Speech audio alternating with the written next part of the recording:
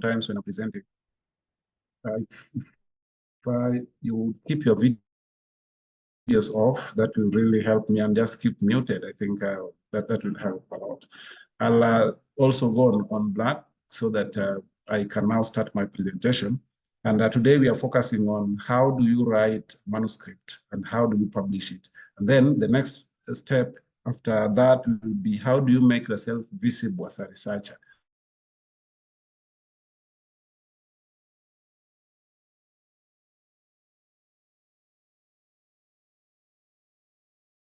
Because there are so many researchers who are not visible, but they don't, they are not. When we are talking about writing papers, it means that we are assuming that at this point, we have already, we have passed the proposal stage. So we have written our proposal, we defended it at the department, at the school, at the faculty, depending on what protocol is followed by your university. And you finally have collected your data, you have analyzed that data, you made sense out of that data, and you now want to communicate your results to the world. So how do you go about it? Some people think that writing is hard, and some people will complain, writing papers is not an easy thing, it's a very difficult thing. What do you think? Somebody can just unmute and just say something. What do you think about writing, especially scientific writing? What is your take on scientific writing in general? Is it an easy thing? Is it a hard thing? What is your experience? Anybody? Good morning. Good morning. Morning. Good morning. Yes, I hear Steve from Most. I think at the beginning, at the start, when you have never done writing, it's so tricky. But then with the time, you get to understand what you are supposed to be doing. That is, if you have dedicated supervisors, then you.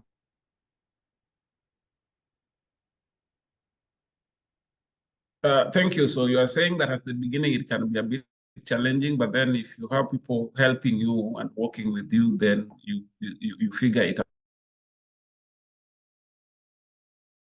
out later. Who else wants to share the experience? So we call it scientific writing and communication because there's a bit to it than just writing. Anybody? Good morning. Morning. Yeah, so my take will be that writing is an art, and you need to learn. You need to learn, and with the help of the supervisors, also having mastery of your area or the content, it will become easier. But the very beginning, it is difficult. It seems to be difficult, but with good guidance, under good supervision, and also mastery of the area that you are writing in, then it becomes easier. Thank you. Thank you so much. So I think both contributors have alluded to the fact that it can be, how do you say, that just like any other thing, just like driving a car, just like, working your phone, or, working on a computer. At the beginning, it might seem to be not very easy because then you have to learn a few things on the way, but then slowly by slowly and with practice, you get to a point where you are now comfortable and say, okay, I can craft a good paper and send it out there for publication. So it takes a bit of some practice, but I think the most important thing is you have to start doing it. It's like you don't know how to drive a car and you don't want to even start because you are afraid that it's difficult. I'm told navigating through the road is something very difficult. So you don't want to try it. How will you become proficient at driving? So you have to start doing it. So how many people have published, how many people have published papers and how many have you published? So just by the number 099,000, just put numbers in the chat so that I can see how some people. As I said, we are all here to discuss, and that's why we are here to support one another. Never published a paper, not even one.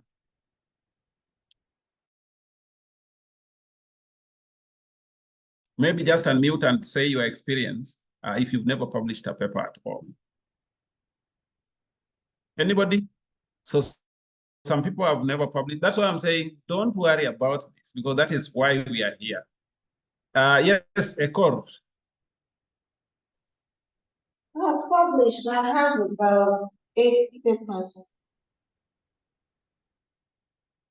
Okay, that's great. There are those who have never published. Tell us something. Amina Eid, what is your experience? You said you've never published. Why have you not published?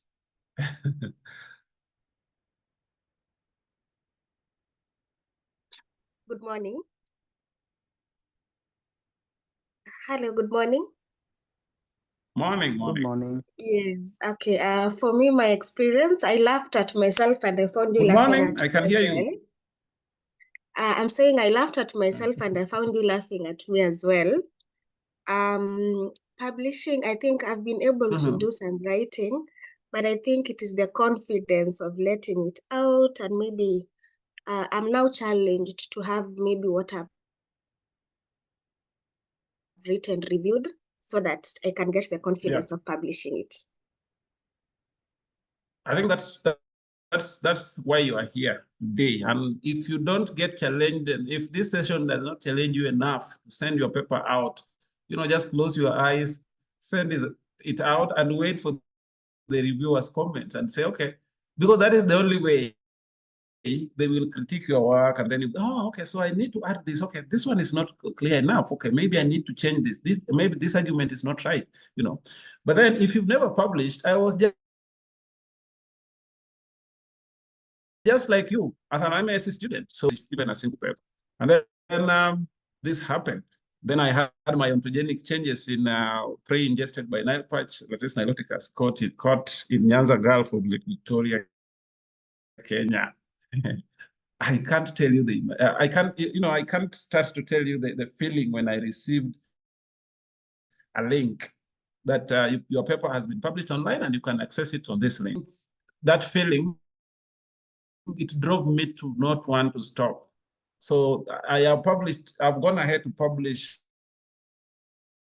so many papers. In fact, I have gone now to publish more because I have gotten now the confidence. When you get the confidence to submit one and then it gets published, now you start having that urge to, at least in a year, I want to be having a paper being reviewed out there. You might not be publishing every year, but you want to say every time you don't have a review and put it out there so you want always to be publishing. You really want to write something and put it out there. Of course, you cannot be publishing every year or publishing 3 papers a year. I've seen people publishing so many papers in a year, but there are so many arguments around that I'm not getting into that. But then what I want to session, you should challenge yourself and get that paper out there. It's doing nothing on your computer. Nobody knows what you are doing because you're the only one who knows that you are writing a manuscript. Unless you put it out there, it gets reviewed and gets published. So please. So you might, just like any other tool, any other skill, I think we've talked about this at the beginning, that you must keep practicing to improve your writing skills. I cannot stress that enough, okay? Now remember that in science, the credit goes to the one who convinces the world, not to the one to whom the idea first occurs. I will read that for the second time. In science, the credit goes to the one who convinces the world, not to the one to whom the idea first occurs. You have a computer, you have a laptop, you have a manuscript that you have in your computer. Somebody writes like a similar idea and publishes it. Even if the idea first came to you, this person will convince the world ahead of you because they are the ones who has put it out there in the world with their names on it. So the world will say that is their idea. And you will keep saying, oh, this was my idea all along. It's not that I was lethargic and I was afraid of publishing it. Too bad. It is gone and someone else has got to sit around with these good ideas, put them out there and get credit for it. How then do we convince the world about our writing? Okay, so we need to change a lot of things. So we will talk about this as we move along. But then,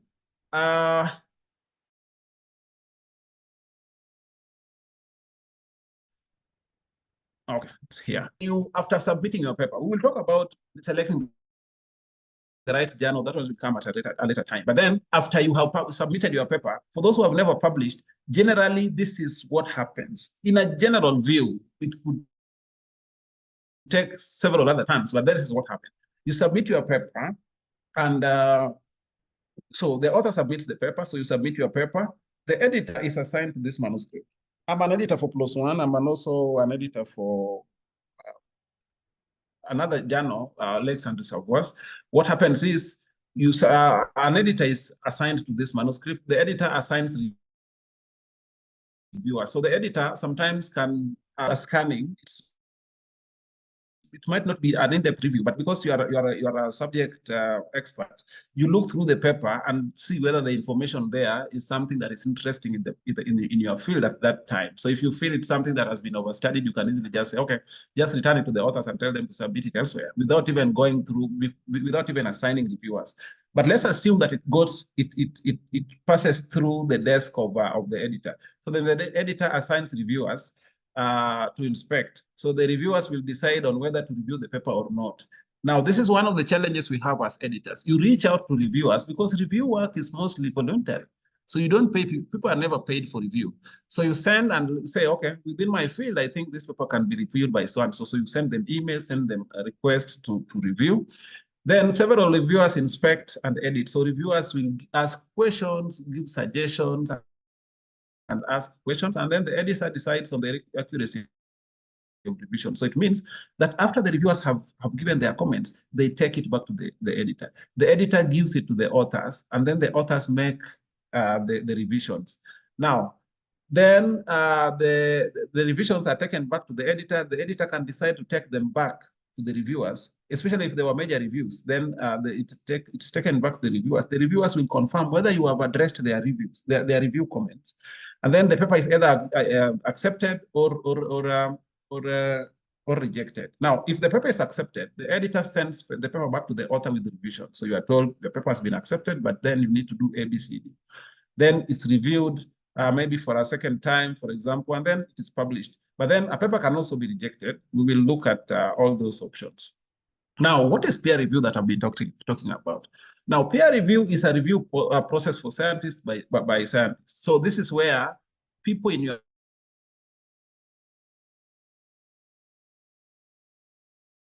field, your peers, people in your subject, they will ask you maybe based on certain arguments, based on certain theories, based on your methodology, based on the results, based on your interpretation of the results. They will just ask questions. That is what we call review. And you are supposed to respond to them. So they will ask you questions. They will suggest certain things. So you are supposed to act on them. Now, the purpose is to filter what is published as science and to provide researchers with perspective. Okay. Now, where is peer review used?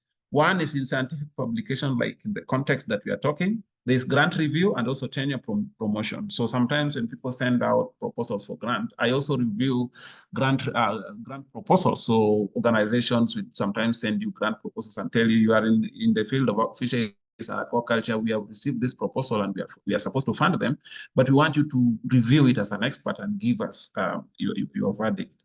So that is what peer review is. Now, sometimes when you are submitting journal papers to journals, you are told to suggest reviewers. You're told that we are finding it sometimes very difficult to find reviewers. So can you suggest reviewers? Now, imagine this is you and the reviewers you recommend, because these are your friends, the people you hang out with. So you're told to suggest reviewers, you suggest people you know. This is misconduct in science and in research. I would not recommend this because they might give you some fine review because they know you and they're your friends, but then they can easily let something that would have been corrected go into publication, and then that can haunt you in future. You can end up publishing a paper that could have been corrected, but then that mistake is not corrected because the reviewer, you recommended reviewers who are your friends, the people you hang out with. So this is not right. Now, what are the constraints of peer review? And this is why I tell people, most of the time at TCC Africa, and we start helping you prepare your publication plan early at the end of your master's, for you to start now thinking of where to publish, how to publish, what to publish. You will be too late to graduate. So what happens is you need to start early because the peer review process is often slow. I have one that was published after 3 years. They kept blaming Corona, saying that they were not able to get hold of viewers. And so it can be terribly slow. So it can be slow. There could be conflicting views or confronting theory biases. So your research could have been maybe informed by a certain theory, and then you get a lot of arguments with people in your field, and so it slows the process. Sometimes you find people with personal views. So there's objective versus personal edits. Now, for those who are in the field of life sciences, now, this is what the editor of Lancet once said, that editors and scientists portray peer review as objective truth teller. But we know that the system of peer review is biased, unjust, unaccountable, incomplete, easily fixed, often insulting, usually ignorant, occasionally foolish, and frequently wrong. Very strong words right there. And this is from an editor of Lancet, which is one of the greatest journals. Food for thought. I'm not commenting on that. I'm just telling you how sometimes this process can be frustrating, not only to researchers, but also to even editors. So you can imagine if an editor is this frustrated, what about you as a researcher who is waiting on this editor to make decisions for your paper to be published? It's up to you to think about that. So that therefore means that you have to start thinking about your publication plan early enough. Now, what do we consider scientific misconduct? There are several things that we consider scientific misconduct. One of them is gift authorship, is where I have a friend of mine and I want to gift him with authorship. So they did not participate in anything. But then it's my friend or it's my spouse. I just put their name there. That is misconduct. Redundant publication. Sometimes it's called salami publication, where you just slice a small piece of data enough to be published, and then, or you publish the same paper, the same data in different ways. So you publish data, then you use the same data to create something else, and that is redundant publication. It's the same information we are putting out there, but just maybe, clothing it differently. Plagiarism, we all know that this is misconduct. This is taking someone's work, like kidnapping someone else's work as yours without, acknowledging. Fabrication and falsification, this is where hypothesis without really, so they say this is what the data has to say. They don't care, so they fabricate and also falsify. Now, sometimes when you receive emails that your manuscript has been accepted, this is one of the sweetest emails for any researcher. And I want some of you here who have never received such kind of emails, this is the year. This is the year.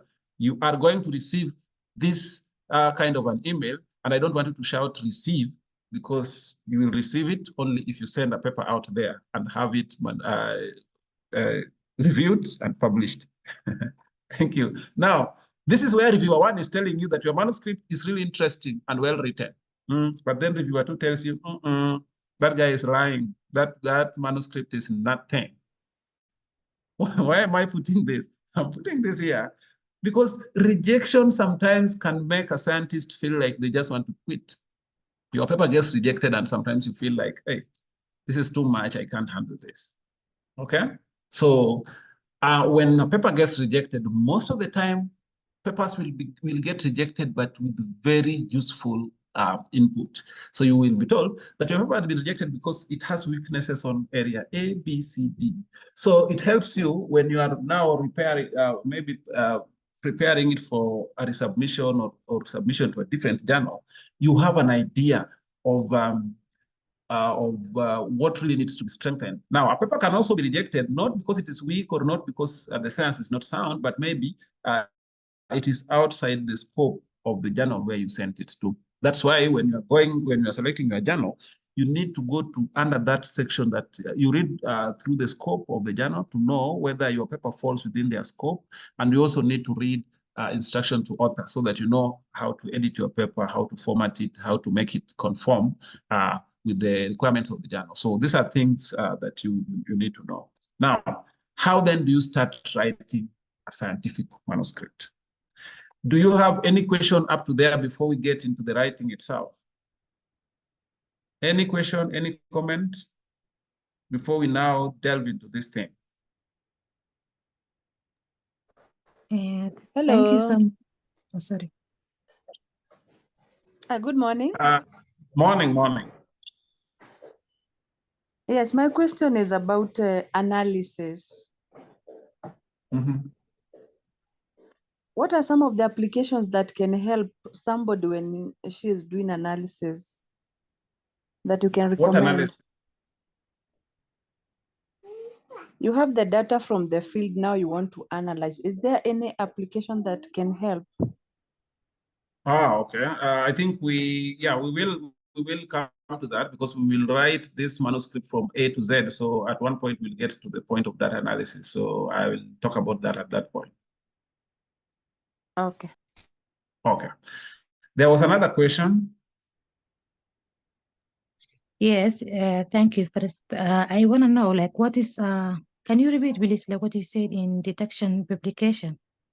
Because I thought it is Sorry? same like algorithm, detection publication, I mean reduction. Can you like clarify for me, like, again? Redundant publication. Yeah, I mean redundant, sorry, yes.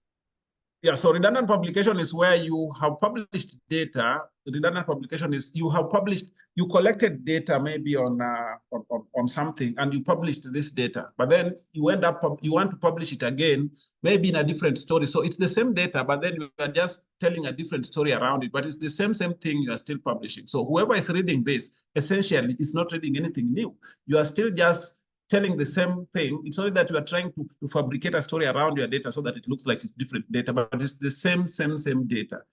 So that is redundancy, because then this is data that has already been published. Or sometimes you find people collect data that can be combined to maybe you've used data, you collected 2 sets of data and you combined them to publish something. And then you've decided now to publish again each of the sets differently. That is redundancy because this is data that you have already used. So if you have published data, you cannot publish a story about the same data again.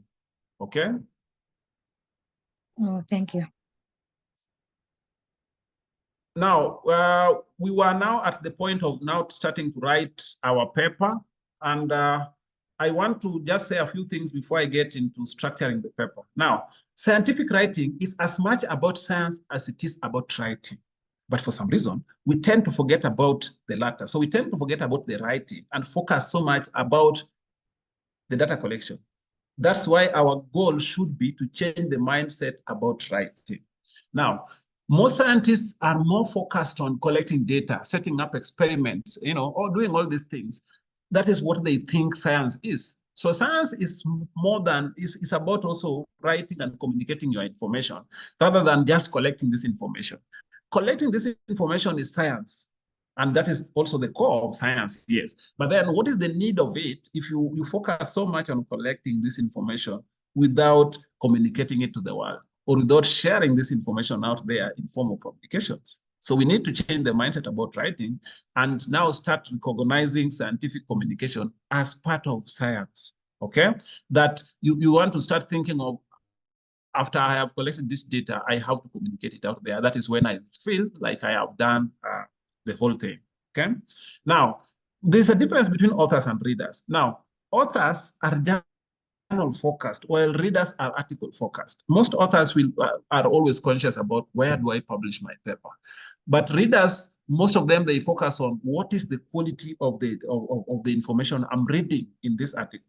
So sometimes readers will focus on the information in the article rather than the journal where it is published. You could have published in a journal that is not really very high up there. But then if readers will find your science or the information useful, then they will be very happy. So therefore, it means that authors want to publish more while readers want to read less. So readers want to find less papers, but that contain as much information as possible. But then, as I told you, once you start publishing, you will always feel like, I need to publish, I need to do something, I need to publish. So you want to keep publishing more, okay? I think I've talked about scientists spending their time writing proposals, planning research, and taking experiments, analyzing data, and reading related articles. The ultimate aim of most scientists is to publish their research findings in professional scientific reports. Okay. Now, what would you think? What are the hallmarks of a good scientific writing? What are those qualities of a good paper or anything, not a paper, but anything scientific that you'd call a scientific writing? What are the hallmarks of a good scientific writing? What are those qualities of a good scientific writing? Anybody? You can also write in the chat, but then I want you to say.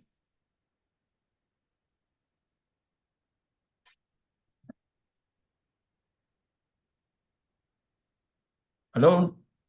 What Yes, would you consider can I to be try? the... Yes, please. Okay, I think good scientific writing has, let's just say, introduction that can catch a reader's eye or reader's interest to continue reading the whole paper. Yes, so it has an introduction that can capture the attention of the reader to continue reading the paper that interests them. Any other person? Good morning. Morning. Yeah, I think I can add one. It should be scientific. By this, I'm saying that it should have some order in it itself. It should be short and precise. Then it should not contain a junk of vocabularies or a forest of unnecessary notes. It should just be to the point. And above all, it should be as interesting as possible and factual. Thank you. Yes, you have summarized the whole thing, concise, factual, interesting to read also, and just without wasting so many words into it. Thank you so much. I think you can also keep writing a bit of some things in the chat, but then if you want to, I'm just the two speakers, that one of the other qualities that is accuracy that has been talked about. So you need to get the facts straight and convey them without distortion, okay? The other one is clarity. Your style should facilitate understanding of your meaning. Your style, you are writing clearly. The other hallmark is brevity or conciseness. So do not waste, so you need to be very concise. Do not waste your readers' time and patience with wasted words. However, if brevity interferes with clarity, give preference to a clear statement of meaning. Now, make sure that you try to be as concise as possible. But then if you are trying to be concise, but then you realize it's not bringing out your message clearly, make sure that clarity is given prominence. Listen to the avoid lifeless verbs, cliche expressions, and monotonous rhythms in paragraphs. Now, you've read papers that could be very technical. They are very scientific, but then they are very easy to read. It's like this guy is telling a story. So don't, what I always tell people is, sure you write short sentences. That is one of the ways to make your scientific articles easier to read. Sometimes you find people writing, and they write very long sentences. You find a sentence as 3 lines. That is just one sentence. It's very difficult to read and very difficult for us to understand. So whenever you find that you are going beyond 1.5 sentences and you're approaching two lines as one sentence, think through and ask yourself, am I putting too much information or am I putting 2 facts in one sentence? So just find a way if you want to break that sentence into 2. So now, what are the forms of scientific communication? There are several of them, you know them. I will not read all of them, but we are talking today about now. So all this, so book chapters, research reviews, annual reports,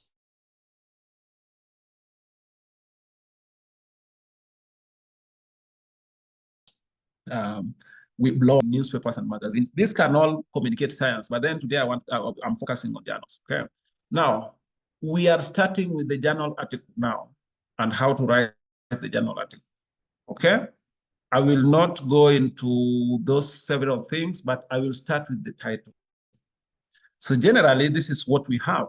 We have the title, we have the abstract, you have the introduction, you have the materials and methods, you have the results and the discussion, and then we have the conclusion.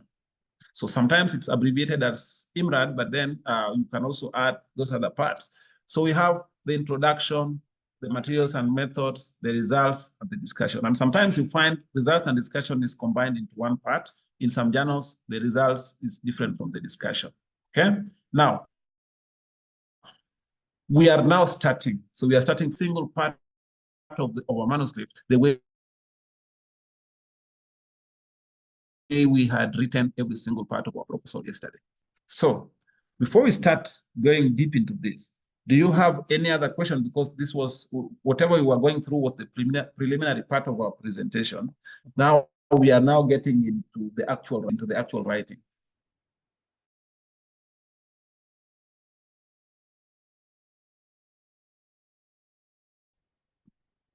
Any clarification needed? Okay. Silence means there's nothing to clarify. Maybe sorry. No. But you can also use yes. Yes. Good morning. Hello. Yes, my question is the length of the title. Length of the title should be how long? 10 words or 20? Do you understand? Yeah, that's where. Okay. That's where we are starting. The title sums up your work in a single phrase or sentence. So basically, if somebody reads your title, they should know what you might still details of from your research. But then by just reading your title, it should sum up your work. Okay. It is important because it is read by the largest number of readers. You know, the title is read by people who might not even read the whole paper. So it is read by those who read the actual paper in the journal, or those who read it in the secondary or abstracting or indexing databases. Yesterday, I showed you one of the databases that was dimensions. There are people who will just read your paper, but then if you have a catchy title or an informative title, then that can attract them to your work. Specific and concise. This is the only way you can read and also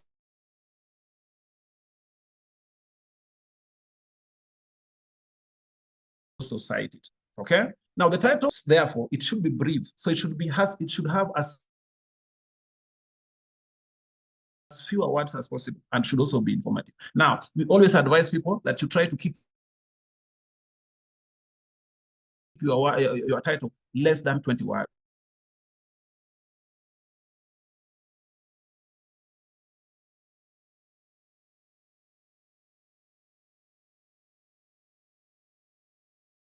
So keep it below 20 words. If you words, then it's going to be considered to be too long.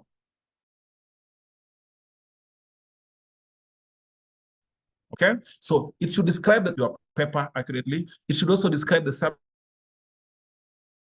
specifically. You should try to use verbs as much as you can. I'm not telling you never to use verbs.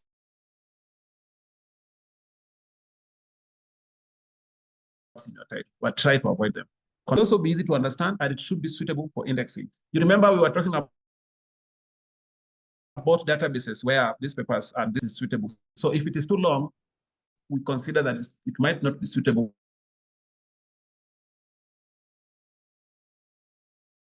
for indexing. Now, what is in the paper? Sometimes you find people talking about, let's say it's about genetics, and somebody talking about genetic, maybe genetic sequencing or something about chromosome, something basic genetic work. There was nothing like those chromosome sequencing and stuff like that. And you ask yourself, why did I even paper? So do not promise more than what is in the paper. Then you need also to cut unnecessary words. Sometimes you find people writing papers, and just make sure that you include all this information inside the text without having to explain further. Now, you need also to avoid abbreviations and jargon in your title. I'm not telling you to avoid them completely. I'm telling you that if you have to use a jargon, then make sure there's a general word for it that somebody can relate to. The example I showed you was my paper that was about Nile perch, but the scientific name for Nile perch is Lates niloticus. Now, you remember in my title, I had Lates niloticus, and then I had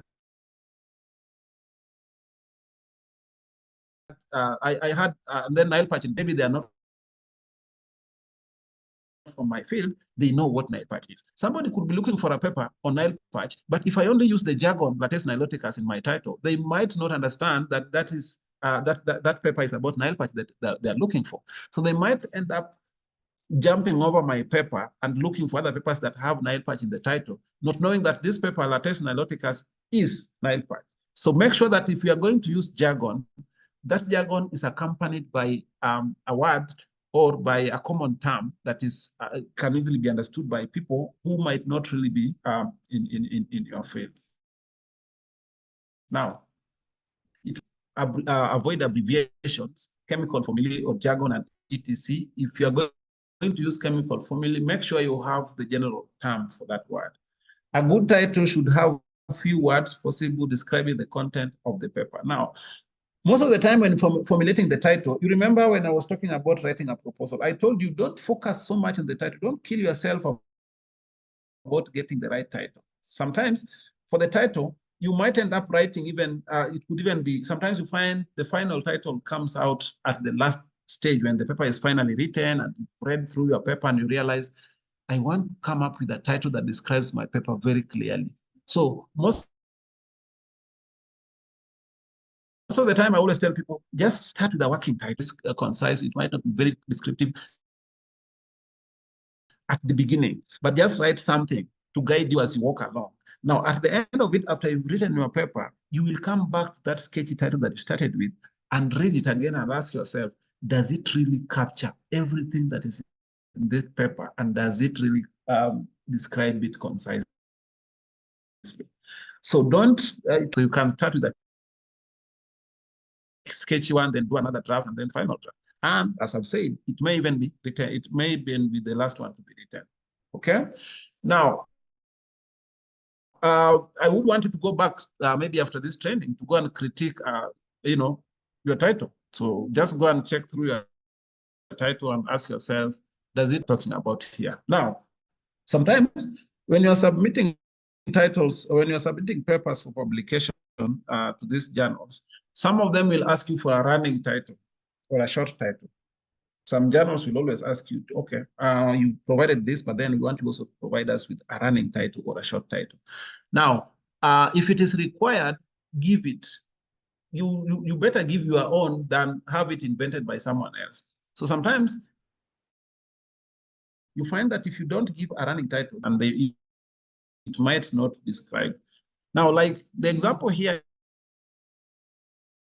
is the title of this paper is Growth, Yield, and Quality Response of Snap Bean Plants to Different Inorganic Fertilizer Application Regimes. That is the title. The running it's a summary of the title that we have up there. So the running title is like, imagine the title is already a summary of your research, but then you now need to get a summary of that summary. So the running title is just a very shortened version of your title. So if a journal asks you to provide a running title, kindly provide a running title. Don't, because what happens is most of the time, they'll just truncate it at one point and say, okay, we are using this as a running title. It might not be a very good one. So if they ask you for a running title, provide a running title. After the title, we always have the authors. Now, an author is one who takes intellectual responsibility for research results being reported in that paper, okay? So if you know that you cannot take intellectual responsibility, do not allow yourself to be included as an author, okay? That's what I always tell people. If you know and intellectual responsibility, don't allow yourself to be included in that paper because you might embarrass yourself. This is an example I want to give you. When I was talking about gift authorship, a friend of yours has decided to gift with authorship. And they say, you're my friend, I'm working on a paper, I'll just put your name there. And you don't know what is on that paper. And then one day you meet someone. So yes, I saw the paper you wrote on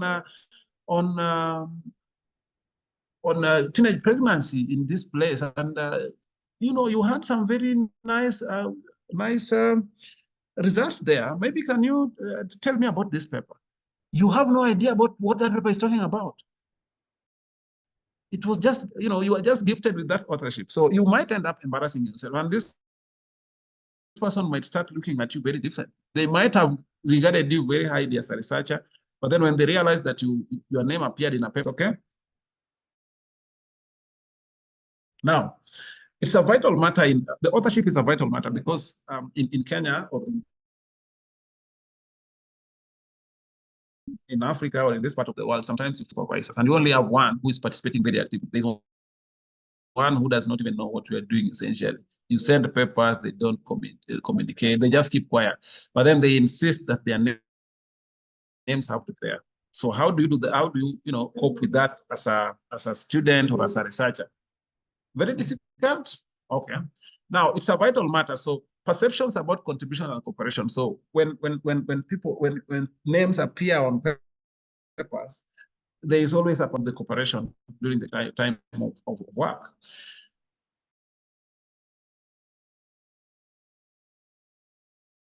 Now, there's no general rule for the number who are increasingly writing. So the number of authors in papers is increasing generally because people are now doing multidisciplinary organizations working together. So you end up finding 5 or 6 or even 10 people, publishing a paper. Now, authorship is often determined by contribution and prestige. So most of the time, you find that authorship is determined by contribution. So if you contributed in the writing or data collection or anything or formulation of the idea, then your name appears there because of your contribution.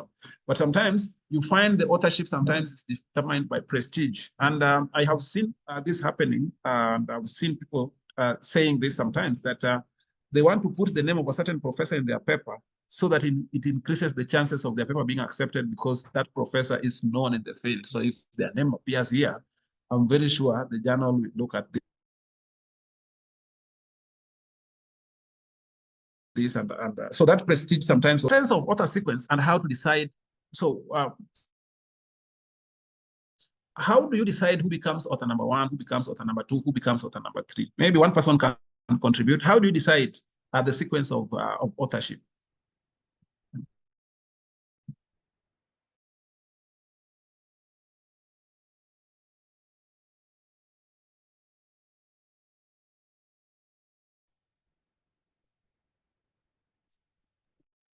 Anybody? You can try. I think it depends on the extent of their work interest into that work.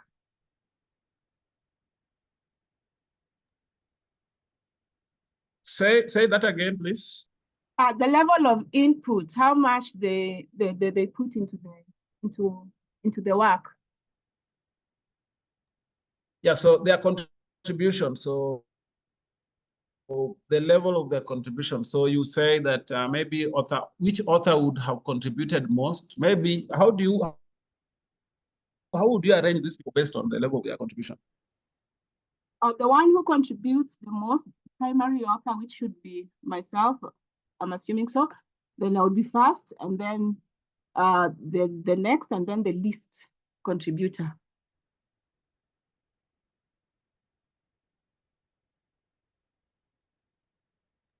Thank you so much. Any other person also? So she says that the one with the highest contribution should be number 1 author, followed by, just in that sequence, in the order of your contribution. Any other person? Sometimes the last person could be the mentor, the person who understands the subject better, and the person who is mentoring everyone on the team could still be the last person, but that does not mean that they did not contribute anything or much. I have seen this in most settings. You will find that what the first speaker said happens. But also what you are saying is very true. I work with some people from a country, from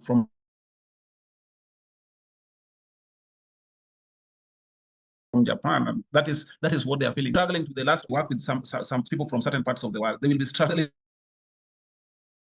with the last author. In fact, you send a paper for review for them to look through before they authorize it to be submitted, and then you find they have removed their name, because in our setting we thought that they are the ones who are supporting the work. You find he takes his name and puts it at the end. So it depends on so many things. So sometimes the last person is always the mentor, is the one making sure that everything, and sometimes it's the senior most researcher. So you find his name appearing at the end.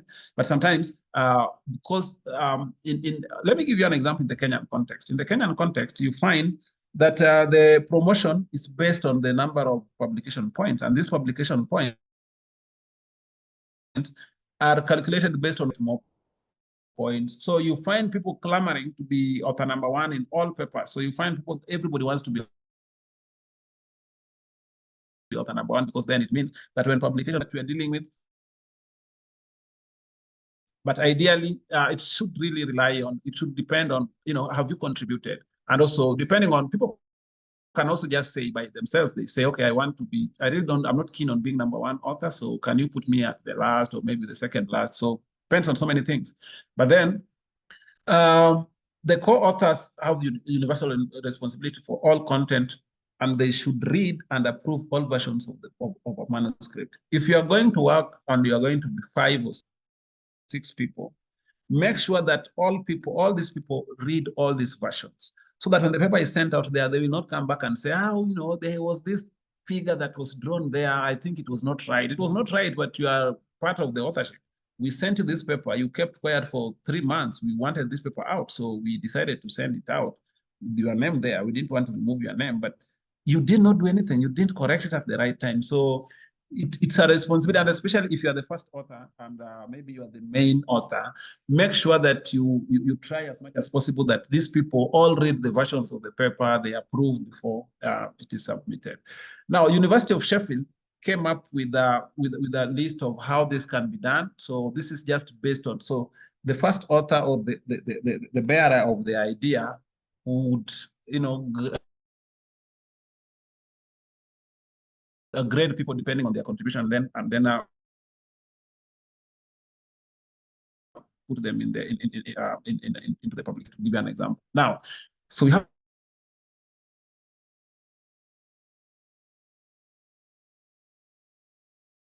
the title. After the title, we always out to them. So most of the time, it's the department of this, or school of this university, this PO box, this Kenya, or this country.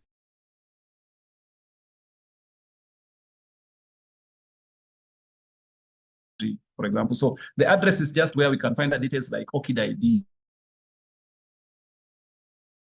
so that it can be linked to your publication. Now, there's something I want to ask you. Who is the corresponding author? Must the corresponding author always be the first author, or who is a corresponding author in essence? Any person? Yes, morning.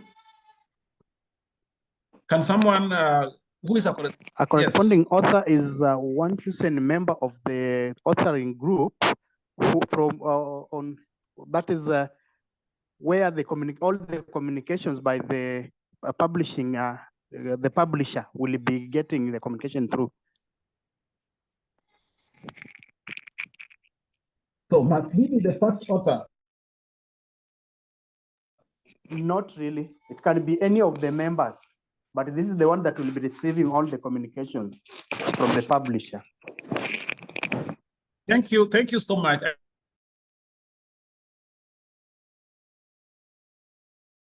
I think you explained it so well, that the corresponding author has always been the first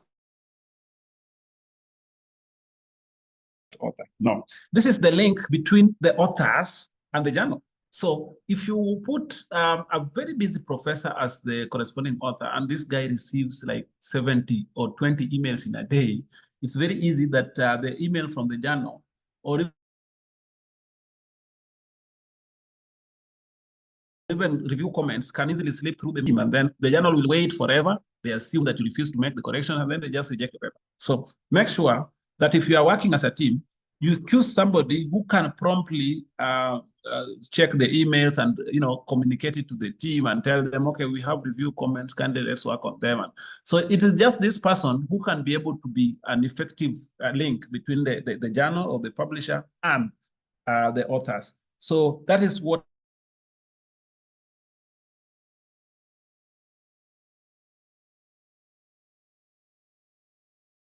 happens. Just make sure useful information, because the corresponding author is not prompt.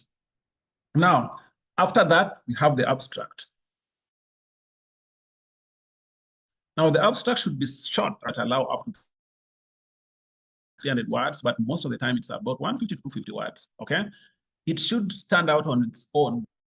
So the abstract should give a bit of an introduction, a bit of materials and methods, a bit of results, and a bit of a discussion, a bit of an interpretation of those results. Now, imagine if somebody reads your abstract, they might not get all the details, but they need to know what you did, why you did it, how you did it, the results you got, and so what. Okay? So it should also contain, at the base of it, at the end of it, it also contains keywords for indexing. And also here you should present facts you should present findings as hard facts. Okay? There should be no references to literature in the abstract, so you don't start with 2015. There should be no abbreviations, and especially those that are very difficult for people to understand in the abstract. There should be no reference to tables or figures. So in your abstract, I don't want you to see to show me figure 3 below or table 1. No, this is an abstract. Then there should not be conclusions that are not substantiated in the paper. You find somebody in the abstract and you ask yourself, where is this conclusion coming from? This has nothing to do with what I've read up there. Now, sometimes some journals will ask you for what you call structured abstract, and some journals will just tell you structured abstracts are abstracts where you have a small part written introduction, then you write like 2 lines, another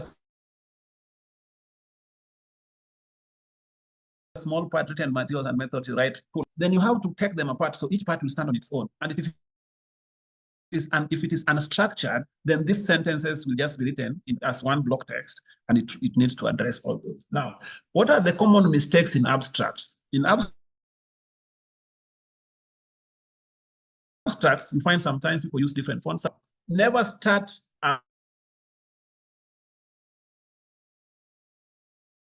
a sentence with the numericals. If you have 12 children and you are starting with 1, 2, and that is not just the abstract alone, but even the whole in the entire text, you do not start your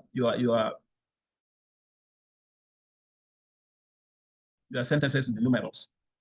So make sure you write this in words, parts of your proposal or of your research, of your paper. Do not start with 10, 1, 0, or 1, 0, 0 as 100. When it comes, if it comes at now, when you're writing your abstract, for example, and then you find numbers that are less than 10, do not write them as numbers, write them in words. If you have a number that is between 0 and 9, do not write 9 in your abstract. Write N-I-N-E. But if it is 10 and it is 10 and above, and it is coming in the middle of a sentence, not at the beginning, then you can just write it in numbers if you want. But if it is less than 10, regardless of whether it is coming at the beginning or it is in the middle, write it in words. That is a take-home message that I've given you. Now, at the end of the abstract, we always have keywords, and we know what all these keywords are. Now, instead of going into too much explanation about keywords, I will not talk to you about keywords. What I want to tell you is, after you've written your abstract and you are writing your paper, I want you to think about, if somebody goes into a database where this paper that I'm publishing will be indexed,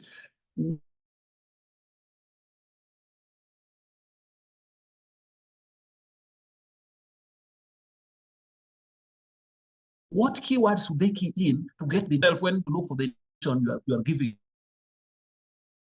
in this paper?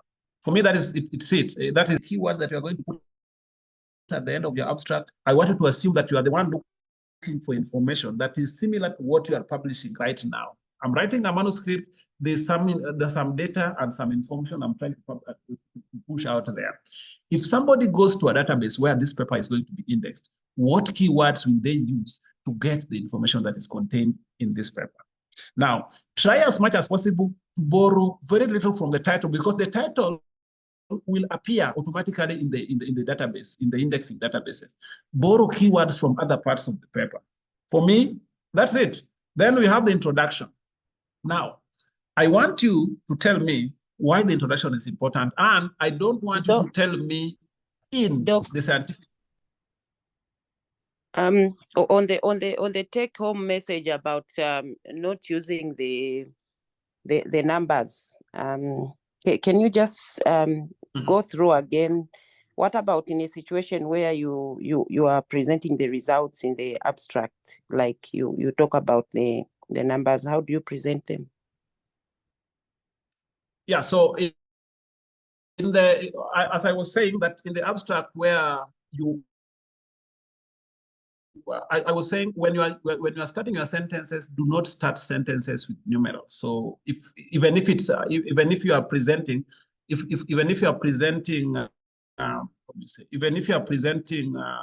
numbers, how do you say, even if you are presenting results, if you have the urge of writing 1, 2, like 12, 1, 2, find a word to start the sentence, and then you write 12 after a word. So do not start at the beginning with 12.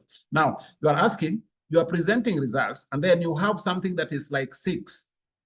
So it's a result. You are presenting a result, but it is 6, and it is not coming at the beginning of a sentence. It's like in the middle of a sentence, but it is 6, but it is part of a result that you are presenting.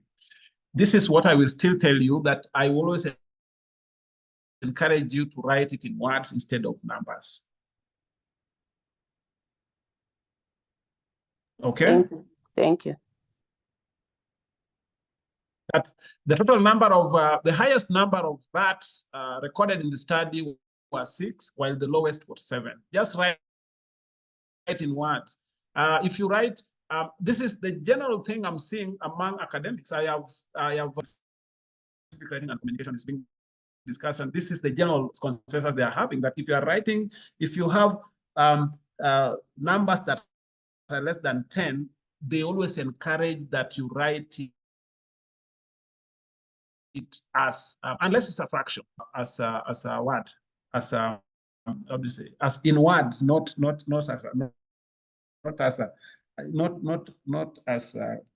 as numbers, unless it is more than 10. Now, where I was coming, we are coming back to that. Don't worry, we are going to have a general session. Imagine that you have been dating someone for a long time, maybe for 5 years. Now you've known them enough, and you want to introduce them to your parents, or you want to introduce them to your people because you've decided you want to marry them. Why is it important for you to go and introduce them to your people? And what information do you give when introducing this man or this woman to your people? And what questions will they ask at the time of you introducing this person to them? This person, they don't know this person. You are the one who knows them, and you are the one who has decided to live with them. Why is it important for you to introduce this person to those people?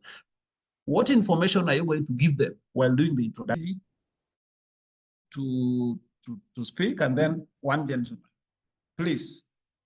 This is now the social context. Then we will relate it back to scientific writing. This one is where you are dating somebody and you want to marry them and you are doing an introduction. Why is it important for you to do an introduction to your people before you marry them? What information are you going to give while doing the introduction? And what questions do you think they will ask you before you are introducing this person?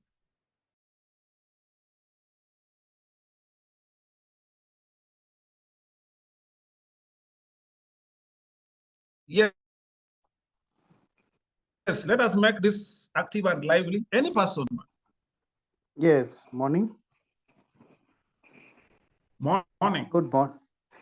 Yeah, I think now you are coming in with a new member of the family, and this introduction is serving the purpose both the sides. This person, the incoming person, has to know the new relatives that are yet to come, and the people who are there are supposed to be knowing the new relative that is coming in. So some of the things or the details that they would want to know, who is this person by name, and maybe some short history of the person, and maybe the blood relation, because this could be a relative and you are bringing to other relatives, which is not allowed in African customary. So they'll need to know some basics pertaining to this incoming member.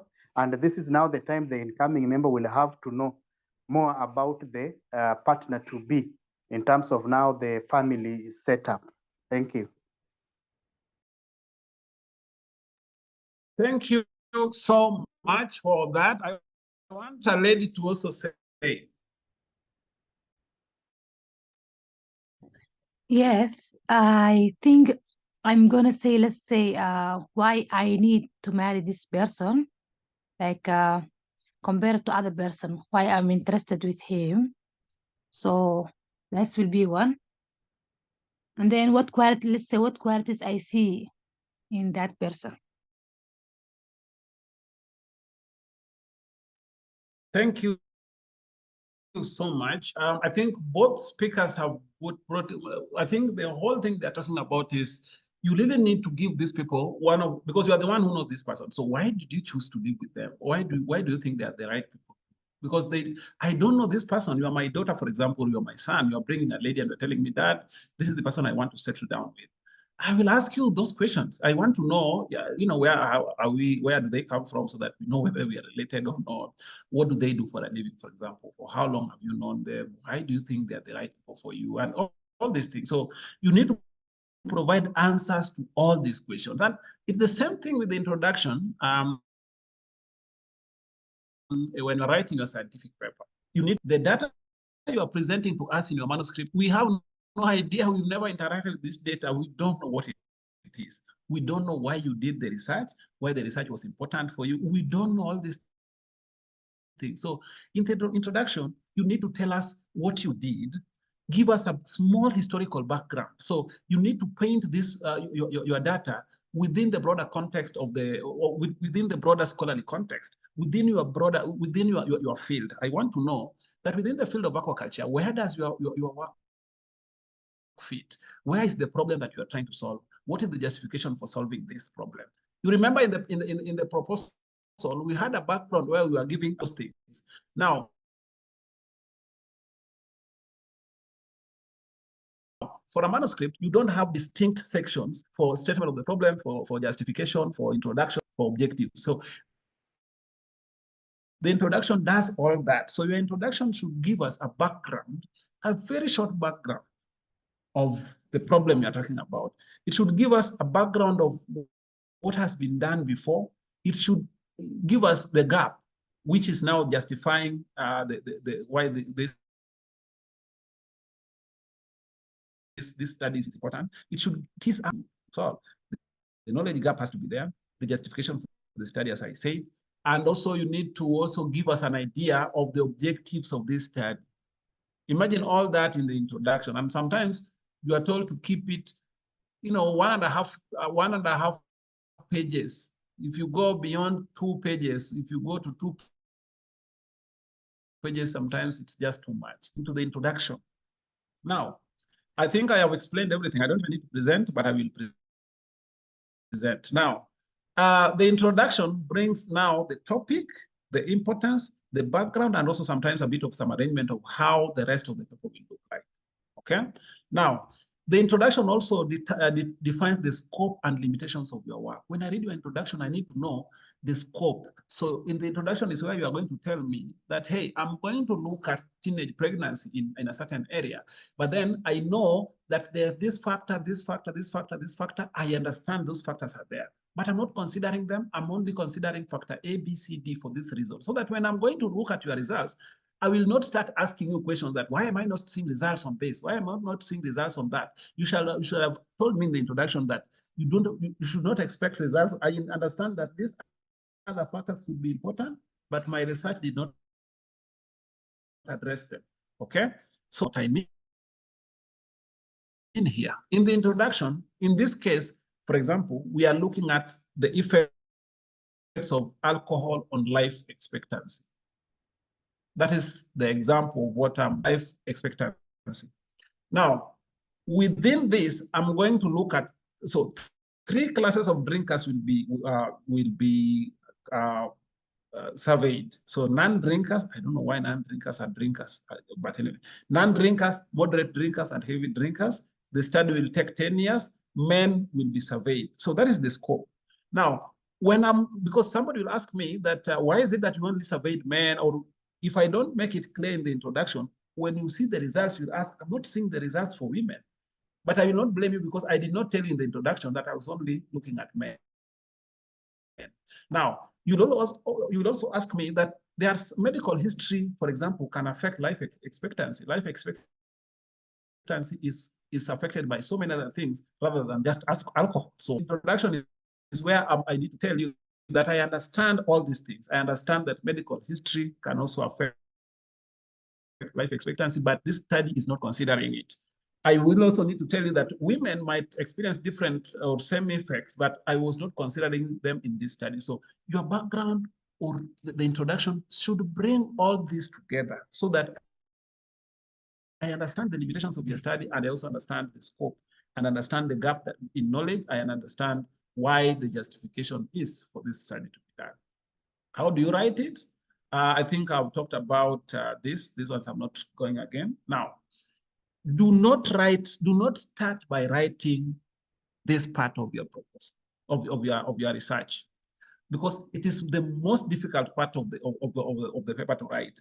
For those who have written papers here, will agree with me that the introduction is one of the toughest parts, because then you have to do a lot of literature review. But also, imagine the introduction is you are introducing the whole paper. You are introducing everything. Now, it becomes very difficult to write, and the urge to procrastinate most of the time will kick in. You will feel like I'm not finding even relevant papers to do my literature review, so this thing is just hard. So I will tell you which part to start. When you are writing your manuscript, I will tell you where to start, where to go next, so that writing becomes easier, okay? I will come there. But my advice is, do not start by writing the introduction of your paper. Okay. Now, the main purpose of the introduction are to state the research problem clearly, establish your hypothesis, provide justification for the work, all those things. I think I have talked about that. But then the summary is, provide enough background information to allow readers to understand and evaluate results without reference to the previous publication. Your introduction, I should be able to interpret your results without really having to go through other papers. Okay. Now, you need also to provide rationale for the study. I think I talked about this.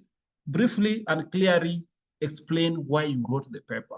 If you are writing a manuscript, or if you're reading a very good paper, and then towards the end of the introduction, you'll always find the main aim of this paper there was to investigate, or you will find they have written a very nice, so you find, okay, this is the main objective. So make sure those elements are there. Now, what do? Start broadly within your field, putting your topic into a wider context in order to orient your reader, and then you should then quickly and briefly focus on your specific research problem. I'm talking about teenage pregnancy. It's an example I use quite a bit. So when you're talking, let's say the problem I'm talking about is teenage pregnancy in Kisumu County, as an example. But then I cannot just start talking about teenage pregnancy in Kisumu County in my introduction. I need to start by talking about what is teenage pregnancy, give a global perspective in a few words, and then focus about teenage pregnancy now in Kisumu. So you start broadly in your field, orient us in a bigger picture of your of the problem you're talking about, and then briefly and very fast start focusing on the actual problem now on the ground in the specific area that you're talking about. Now, it forms the launching part of the paper, and the writer should start with a hook to interest the reader. You need to start with a hook, something interesting or a very interesting statistic. You need to start by maybe globally 75% of girls drop out of school because of pregnancy and ending up maybe not completing their studies, and but then support this hook with, if you are starting with an interesting statistic, for example, that will shock me and make me want to read the rest of the paper. Of course, it has to be supported by literature. You're not just going to throw in words there that are not making sense, okay? It should summarize the background research while pointing out what is lacking in the published literature. So where is the gap in knowledge? If there is no gap in knowledge, I will tell you, maybe this paper is, we'll share this link so that these ones you can watch later on YouTube. Reading a paper effectively, I think we talked about it yesterday, but then there's a video that is showing you how to read, how you can go through reading a paper. These links will be shared so you can be able to watch them later. I think there's no need of us watching videos here on this forum, but then I will share this link so that you can be able to read. And also writing the introduction, there's also a very short video on how you can structure your introduction. Now, after the introduction, we have the materials and methods, and sometimes it's called methodology section. So methodology is generally the broader approach that we are going to give. But then when we're talking about materials and methods, are the specific materials and the specific methods that we are going to use. Okay? Now, verification. And it is the cornerstone of science. And also to judge the adequacy of the methods and the reliability of the results. Now, when I'm going to get to your results section as a reviewer, for example, I will go back to your method section and ask, the results I'm seeing here, could they have been generated by the methods that have been that I'm reading here? So that's why you need to be very careful when writing the materials and methods part. Because if I start doubting the methods, then I will start obviously doubting the results, even if they are legitimate. I will start asking myself, this person was talking about this kind of a methodology. They applied this method, but then the method they are talking about cannot give the results they are giving.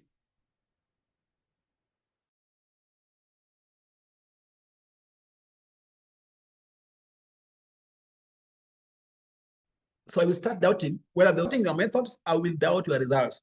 Inevitably, I will doubt your results. So make sure that you write, when you're writing your methods, you give sufficient details, okay? And you need to consider readership and their knowledge carefully to give details accordingly. What happens is, most of the time about their field, that they assume that everything is common knowledge. So they say, okay, I don't need to add that. I don't need to add how I dried the papers after putting them in the oven. I need to put all. I don't need to put all those details. This is common knowledge. But then you need to understand that these days research is becoming multidisciplinary, so it cuts across so many things. So people in the field, right now, I'm giving an example. We are doing a research in agroecology, and we are working with agroecologists. We are working with people in aquaculture. We are working with people in policy. We are working with people in media. We are working with people in IT. Now, these are people who might not even understand what we are doing in aquaculture. We are working with people in the general aspect of agroecology and agriculture in general. So they might sometimes want to read a few of our papers just to get to understand what we do in our field. But then if we don't give enough details and we assume that everything is common knowledge, then they might not really be able to. So make sure you give enough details so that somebody can be able to understand your paper, okay? Now, I think I've talked about this, that methods are closely scrutinized in paper review. If a reviewer doubts that the experiments are repeatable, the manuscript will be rejected no matter how magnificent the results are. Now, be careful with the details. Your reputation as a researcher is on the line. So if the details are not good enough, Now, there's a section, instructions to authors, that often provide some good guidance. So kindly always check that section. Sometimes they give you ideas. Now you need to watch out for correctness of numbers, spelling, punctuation. So you look at that. Somebody wanted to talk about 100 ml or milliliters, that is, but then they are talking about 100 UL. So when I'm reading your methodology section, I don't know what, that's not clear to me. So I don't know what it is. So be very careful of the correctness, okay? Now, the order of information should be chronological. So chronological or clustered by some principle. Use simple past tense to describe what you did. So 25 grams of potassium permanganate manganate was dissolved in cold water. This was done. This was done. Or 25 people were interviewed, or 75 people were interviewed, or key informant interview guides were used to do this. So that's described using simple past tense. Use active and passive voice to enhance clarity. So there are places where you will use active voice, but there are places where you use passive voices to enhance clarity. Now, I want you to read this. After standing in hot water for an hour, the flasks were examined. What do you understand by that? If you are reading my methodology section and as a reviewer, and you find that sentence, what questions will you ask yourself? Maybe who was standing in the hot water? So was the researcher the one standing in the hot water, or were the flasks the ones? Because after standing in hot water for an hour, the flasks were examined. This one is what we call dangling participle, because we don't know what was standing in hot water for 1 hour. Is it maybe the researcher was standing in hot water for 1 hour, and then he decided now to examine the flask? Or is it the flask that was standing in hot water? So just make sure that you are using very clear things. Be meticulous. If you cannot be trusted in simple things, can you expect the reader to trust you in significant and complex ones? Check. Can a colleague repeat the experiment based on the description given? Writers are often too close to the method and omit detail glaringly obvious to them. Okay, in the results section. Okay, now points to cover.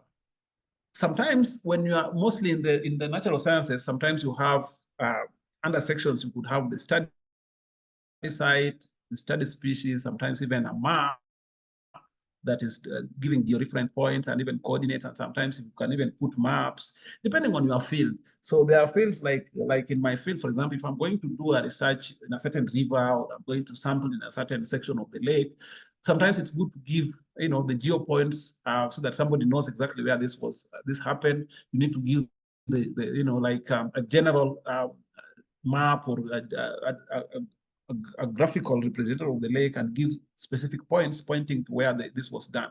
And then you also sometimes need to describe the sampling sites, the rationale for choosing this. So all this depends on your field. So if you're in the field of social sciences, let's say you are going to target a specific city, or you are going to target a specific section of the population, you need to justify for us, I'm only dealing with teenage pregnant mothers. Why did you choose that specific population? Are they vulnerable?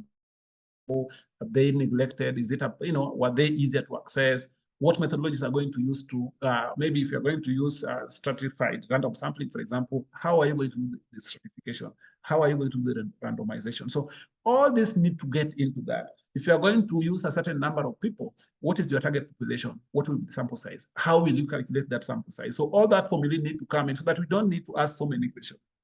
And the justification for each of these, I'm going to do structured questionnaires. How exactly are you going to administer this?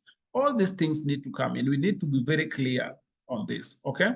I think I have cleared all this. And what the most important thing is, I always tell people, start by writing this part, because this is the easiest part to write. You're just describing what you did. So if you are writing a paper and you find it difficult to move, go to your materials and method section or methodology section and just describe what you did, because that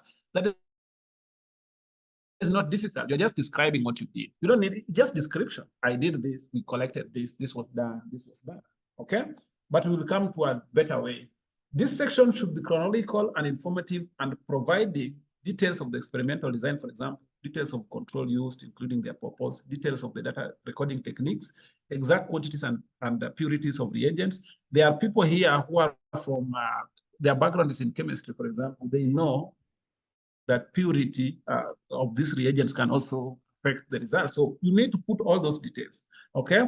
The technical specifications of the apparatus, you used, like for us, sometimes we use certain water quality parameter meters. So you need to give us the technical specifications of these apparatuses that you used, specific methods of sample preparation, accurate nomenclature, precise details of any subjects included in the study, sampling protocols, exclusion and inclusion criteria.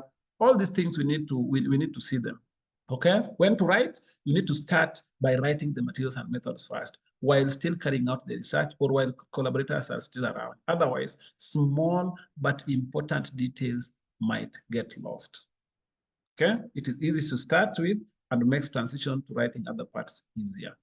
Now, after the materials and methods, we have the results.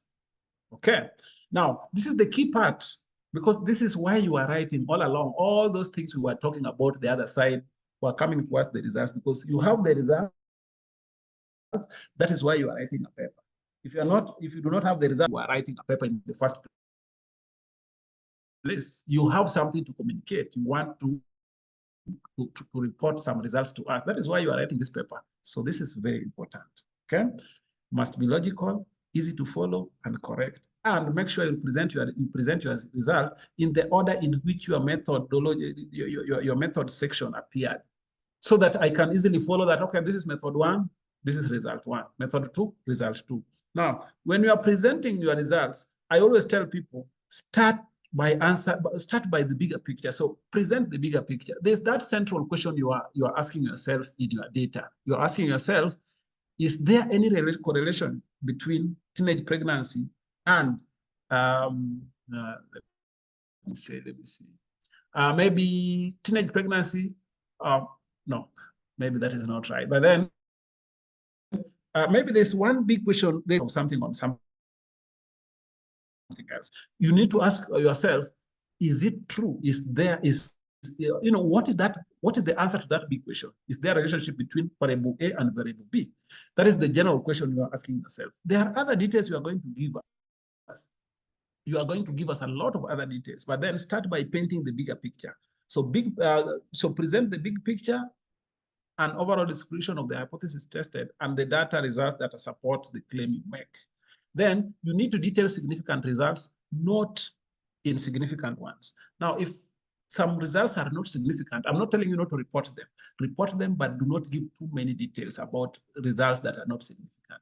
Give more details about results that are significant. So if you have results that are not significant, do not give too much detail. Give a lot of detail to differences that are significant. Differences and tendencies. So sometimes it's easier to present your paper, your results in tables and figures rather than just in text. Not all data need a figure or a table. Some results must be presented in form of tables and figures. No, there are those that you can just write as narratives. Okay, what you did not find. So absence of evidence is not evidence of absence. So if you did not find something, it does not mean it's not there. Maybe the methodology could not permit. This is an example that I always give people. If you go to the lake and you use a mesh size of maybe 10 inches to do your sampling of fish, there are certain small species of fish you will not catch. That does not mean that that fish does not exist in that lake. It's only that you are using a different methodology that will only allow you to catch a specific size of fish. So absence of evidence is not evidence of absence. So if you did not find something in your research, does not mean it's not there. You can guide people to, use different methodologies to find out if indeed that thing is there. Now, when do you write this? After the materials and methods. So you write your materials and methods section, and then you come and write your results. Do not start with the methods. Sometimes you find people, when they're coming down to start now giving us the results, they start now writing again methods, how those results were obtained. No, you had told us this in the previous section on the materials and methods. Why are you again showing us this here? So you just don't start with methods again. Just give us the results, okay? Do not give the materials. Do not give same information twice. Like sometimes you find somebody has a table that has all the information and then they again narrate it. Or there's a figure that is giving the tendency. So a figure that is showing exactly what is, then you start describing word by word. If you have a figure, do a very short description, a very short summary of that figure, and then direct us to that figure, or at least appearing in your manuscript is referred to, because if it is not referred to, then the author will, the reader will not understand why it is there. So make sure you have figure 1, figure 2, or table 1 or table 3 mentioned in your write-up so that I understand how to relate that table within the, if anything out. Oh, okay. Sorry. The compulsion not to leave anything out does not prove unlimited information. It proves lack of discrimination. So sometimes you have the compulsion to put in everything. You have so much data and you put in everything and somebody says, maybe this was not necessary for this paper. The information there is good, but then I think that there's some data that you did not need to put there. So be wise. What do you do in the results section? You point out significant trends and differences, facts supported by numbers. Direct the reader's attention. When talking about directing reader's attention, you remember when I was telling you, tell them when to refer to figure 3. Tell them when to refer to table 5, okay? Use or give meaningful statistics. Look at this one. In 33.3% of the mice, the treatment was effective. No change was observed in the condition of the other 33.3%, and the third mouse escaped. We only had 3 mice here. And look at the kind of statistics this person is giving. This is not meaningful at all. It's not. Okay? Now, when you are using tables and figures, make sure that they are easy to read and interpret. So give enough captions. Most of the time and almost all the time, for tables, the caption goes on top of the table. For figures, the captions go below the figure. Make sure you label everything very well so that somebody reading them understands what they are. The summary of results, I don't think I need to go through this. This is something I've already talked about. After the results, we have the discussions. Now, in some journals, you will find that they have told you to combine results and discussion under one section. Now, in that case, you will put your result and interpret it. One result, interpret that one and compare with other people. One result, interpret, compare. But if there are different sections, so if this journal tells you that the results section is separate from the discussion section, then do not interpret the results in the results section. If you are going to do them in 2 different sections, just write the results, do not interpret them. Wait and come down to the discussion section and now start interpreting them here. This is where you are going to interpret your understanding of the results. Why are those results the way they are? This is where you are going to interpret, and also this is where you are going to compare with the works of other people who did this before you, okay? The purpose of the discussion is to explain what the data mean and compare to what others found. I don't need to explain more here. Just tell us, interpret to us. I saw that this was higher than this. This was significantly more than this other one. Why do I think that is the reason? Just interpret and explain what the data mean, okay?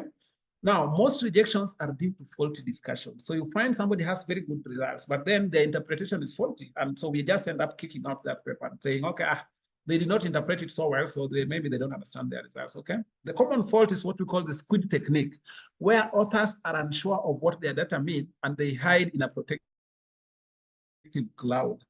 So you find people speculating. It could be attributed, they hide behind, they're not forthright in the explanation of those results. Sometimes, of course, it's good to speculate in your discussion. Sometimes you speculate and say, oh, it could be attributed, but then you need to tell us where this speculation is coming from, okay? Now, how do you write your discussion? Start with very short reminder of the purpose of the key results. You remember in your results section, I told you to paint the bigger picture? I need you, when you come to interpretation, start by interpreting that bigger picture first, okay? Just give me 1 minute. I want to close the window. It's raining and it's going to interpret.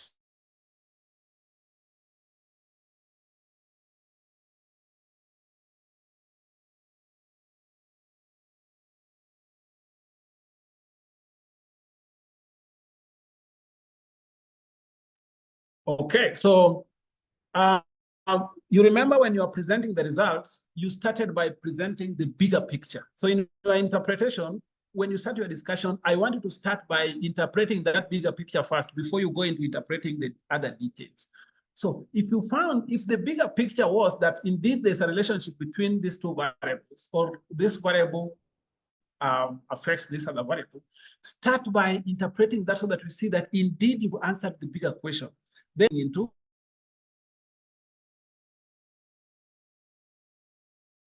so start with a very short reminder of the purpose of the key or the quick question. So there was that big question that you're asking yourself. Start by interpreting and providing the meaning for that. And then start from specific and progress to a more general discussion. Okay. Now, note that the direction is opposite from the introduction. Remember, in the introduction, we were starting from broad and then coming to narrow. In the discussion, we are starting from narrow and then becoming broad. What does this mean? It means that you start by interpreting the specific results of this current study, and then you now go broad by starting to compare with what other people got.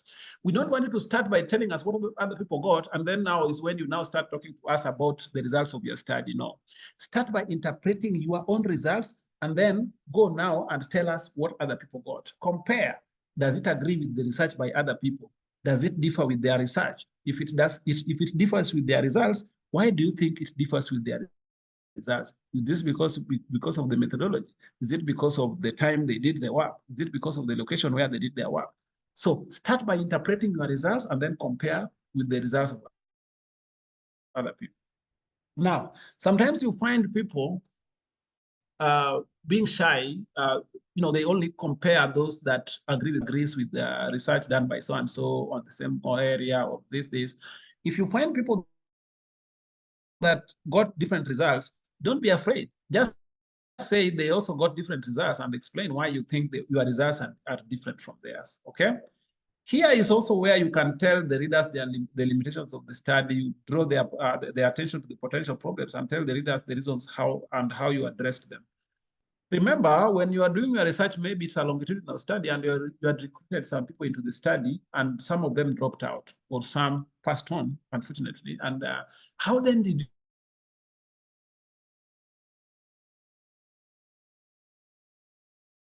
you deal with this? Did you replace them? Because sometimes you need to explain those glitches in your data, in your discussion, because this is where you confront potential critics. So you need to tell me that, oh, I started with 75, but at the end of the day, the data presented here were only of 72 people because there are 3 that dropped out, and this is how I dealt with that. How did you take care of that? So this is the place. Now, one example is used in the first paragraph are the key results and what they mean. The second one would be how do these findings relate to the results of previous work, potential drawbacks and their solutions, the summary of results and conclusion. Now, please do not force what you have to say in predetermined structure. Okay? What should we not do in the discussion section? Do not repeat the results. You find sometimes in the discussion section, people still repeat a lot of results. They repeat results so much. Here, we already saw the results. Just refer to them without repeating. You do not introduce new results here. Do not pretend to have solved everything. You do not finish with throwaway sentences, all those things, okay? I also don't think I need to discuss a bit. I think I've discussed enough. When do you write this? Towards the end, after the results. And sometimes they may be written together. You remember when I told you that sometimes the results and discussion can be written together, okay? Do not combine results and discussion unless it's told. After that, you can go, you have acknowledgement and appendices, and sometimes you have the recommendations but let's talk about acknowledgement and appendices. Acknowledgements is always just thanking people. So you need you thank people, maybe laboratories or people who helped you, who gave you some permission to work in their labs. Acknowledge somebody if they are already part of the authorship. Okay, this is courtesy, not a surprise present. Ask people if they agree to be included. Show the wording to the person being acknowledged. People sometimes when I say this, and people think crazy. There's a time we were publishing a paper on a certain silver cyprinid. It's called omena in my local dialect. It's some small fish in Victoria. So we were doing research with some people from a certain part of the world, and they had gone back to their country for vacation. And we wanted this paper out because we were chasing something. So we wanted at least to publish this paper. So we acknowledged them, but then they were not really happy with how we acknowledged them. The wording was not they were not really happy with the wording of the acknowledgement. They were not even part of the publication. So we thought we wanted to surprise them by acknowledging them. Imagine these people sent an email to the journal when the paper was published, just complaining about the wording of the acknowledgement. It's not like it was something derogatory or something abusive, but then they just did not like that we refer to them as professors. While they were, but most of them, there are parts of the world where people don't even want you to keep calling them professor all the time, or doctor all the time. They just want to call them by their names. Imagine, so sometimes do not ignore, okay? Be simple and precise. Do not wish to thank, just thank. Sometimes you find people saying, we would wish to, the authors would wish to thank. Why do you wish to thank me? Why don't you just thank me? Okay, who's preventing you? Give reason for why this person is included in the acknowledgement. You just don't say, I acknowledge so and so. Why did you acknowledge them? Did they help you in data collection? Did they help you in data analysis? All those things. The appendices could be anything. The appendices sometimes could be the codes that were used, statistical details. Sometimes it could be anything. It could be data collection tools. Maybe if you had key informant interview guides or you had questionnaires and you feel that this will help the reviewers to understand your work better. Somebody asked about data analysis. There will be a whole course. TCC Africa conducts trainings on data analysis, and there are several data analysis tools that are used these days. I'm not very good in data analysis. In vivo, people are using SPSS, depending on your field and depending on the kind of data sets you have. So TCC Africa will always communicate when they are conducting as a webinar on data analysis, and there you will be shown how to do exact data analysis. I'm not a data analyst. Okay, then we have our references. So we talked about data citation tools. Make sure that whatever is in your document, whatever is cited is referenced. I think that is something you need to know. Now, those ones, I will not go about those. There's what we call predatory publishing. When you go to TCC Africa website, you will know how to, there's a list. University of Nairobi has a list of publishers. There's one thing I want to talk about before I leave. I want to show you how to get, how to prepare, how to select the right journal for your manuscript. But before we come there, because the steps of how to organize your manuscript. How do you organize your manuscript? The first thing is you prepare the figures and tables. You don't want to be writing, and in the middle of your writing is when you are now inserting figures. You are going to put figures somewhere. You are going to prepare your figures and tables, including captions. Then after that, write the method section, because that section is very easy to write. You're just narrating what you did. After that, write the result section. We are working from what we have towards what we don't have. We have the figures and tables prepared already. We are now starting by writing the method section, the discussion. Then write a clear conclusion. Have you seen us writing the introduction here? Then now write a compelling introduction. We are writing the introduction towards this part because now we asked this thing. We have written the conclusion. So we can easily do a very good introduction introducing all these parts of our paper. Then write the abstract, compose a concise and descriptive title. You remember we had what we were calling a working title. Now go back to your title and revise it very well. Then select keywords for indexing, write the acknowledgement, write the references, submit your paper. Once you submit your paper, I will tell you where to submit, how to select where to submit your paper. Okay? Now, guess who is looking at MIMS instead of submitting manuscripts right now? It's this guy. Oh, writing my manuscript. That is the end of the presentation for now. We'll take a break. Coming back, I will show you how do you select the right journal for your paper, and how do you make yourself visible as a researcher? What platforms are there to make your work seen? How do you make your work recognized? I will stop it here for now. if there are any questions, I want the second part of the presentation that will not take long. It will take at most 30 minutes. Thank you so much for sitting in. Any questions, any clarifications, any comments? For now, I will stop my presentation so that we now get into discussion for a few minutes and then we go for a break. We get a discussion for like maybe 10 minutes and then we go for a break. This is now a general discussion. I'm not answering questions here, or if there's a question, we will all contribute like yesterday. Thank you so much, and I will stop the presentation for now here. Any comments, any questions for now? Hello.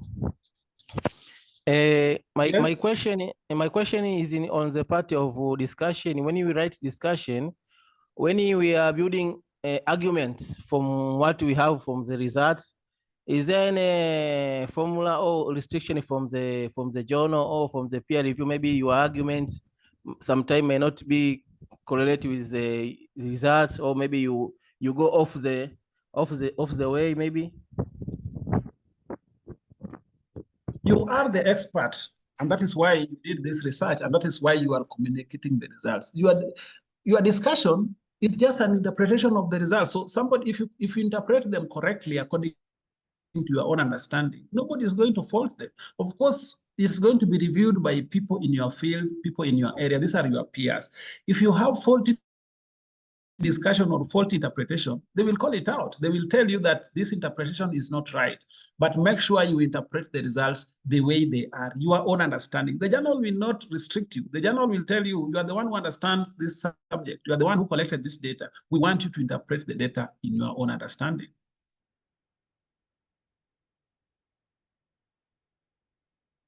Okay? Okay. Somebody asked me to go back to the last, I don't know which last slide they are talking about, because this is my last slide. Is this the last slide you are talking about?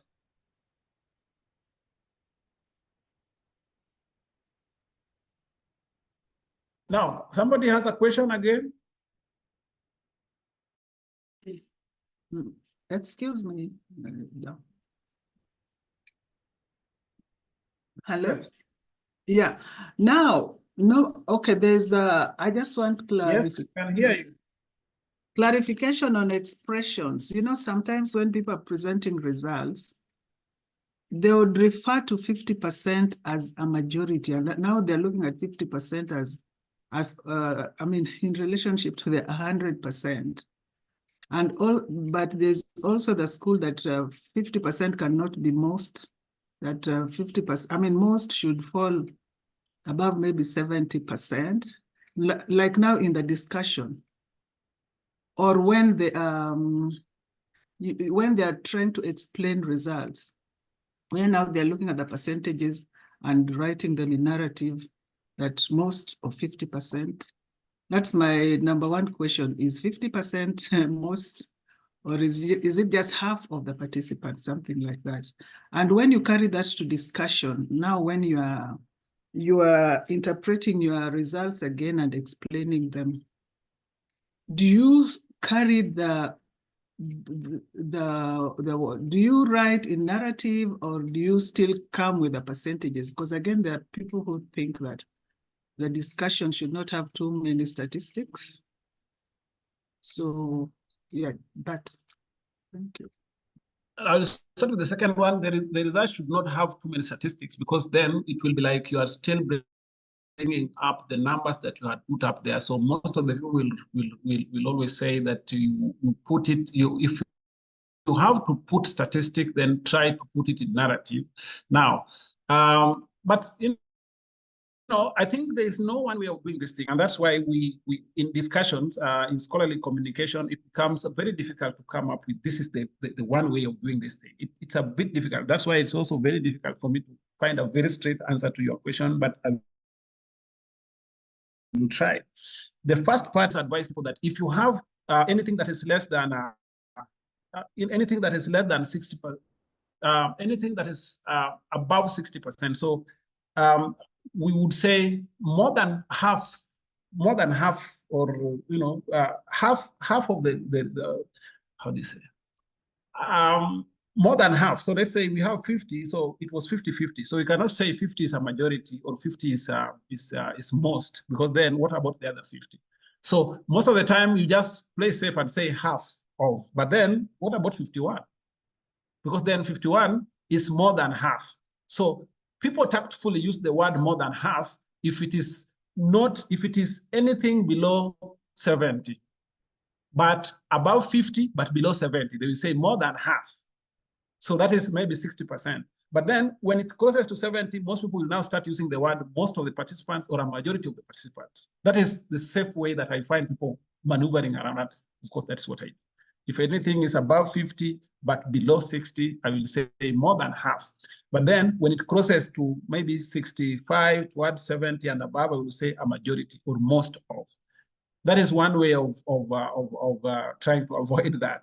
And then when it is below 50, of course, we'll say less than half, or less than 50%, or a minority, or few. That is the way I run around. But then try as much as possible when you go to a discussion section, not to bring so many numbers there. People will, most reviewers will bring issues, will start disturbing you when you are discussing and you keep throwing in the statistics, throwing in the statistics. You can easily always say the results are revealed that maybe according to the result percent, but then if you keep saying 75%, you go again say 90%, and then you get, they will, when you put a lot of statistics, if you cannot avoid it, if it's going to strengthen your discussion or strengthen your comparison, fine, because then you might say, when you are comparing and saying that this is, so maybe there's a study that got 60%, and another study recorded 75%, and your study recorded 25%. This is a comparison that will be very important for your interpretation and explanation of why maybe your results are different. This one, it strengthens so the statistic that you are bringing here is strengthening your argument. So it's difficult for you to leave it out. But if in cases where you can avoid, just try to avoid. So somebody's asking me to go back to the slide on steps of writing. This recording will be shared. So I really don't worry also if there are things that you did not get. All this will be, all of it will be shared. So don't worry. You will get the chance to also just look through them and study them. The recording will be shared with you. Okay?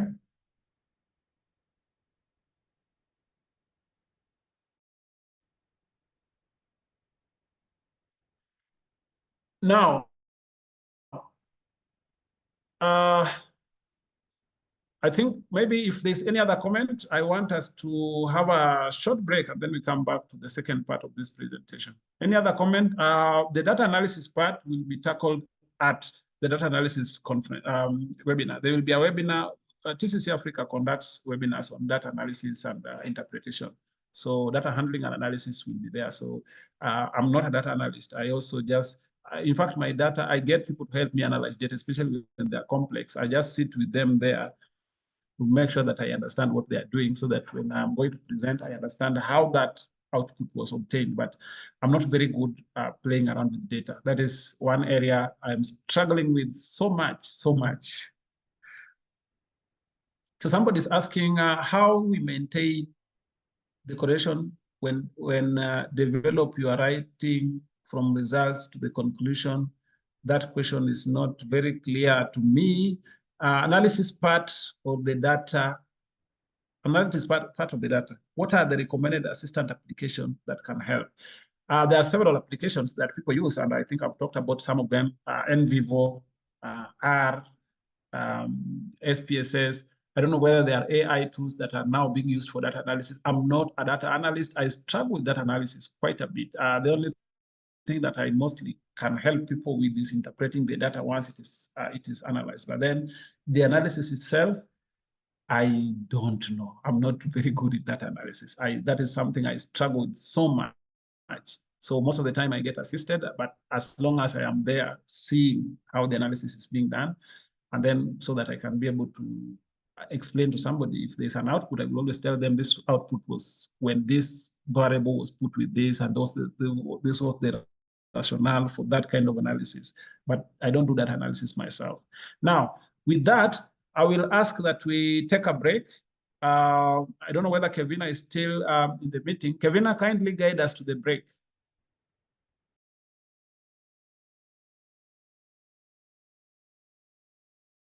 Hello, everyone. Thank you so much, Nicholas. So we'll proceed for a 10-minute break and resume at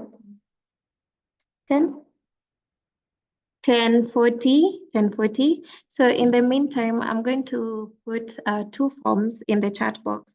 One is going to be a training evaluation form. Just give us feedback on how the training has been so far. The other one is to collect the certificate names. And I have given instructions in the form as well. Please note that the certificates will be issued to participants who attended both training days. Thank you so much. See you when we resume.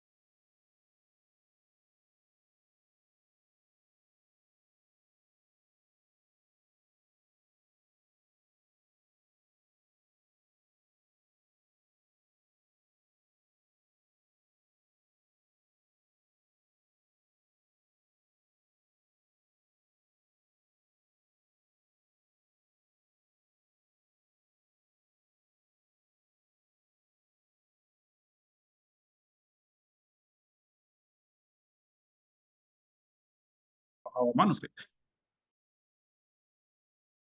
We have a manuscript, we don't know where to submit it. So how do we select the right journal for our manuscript?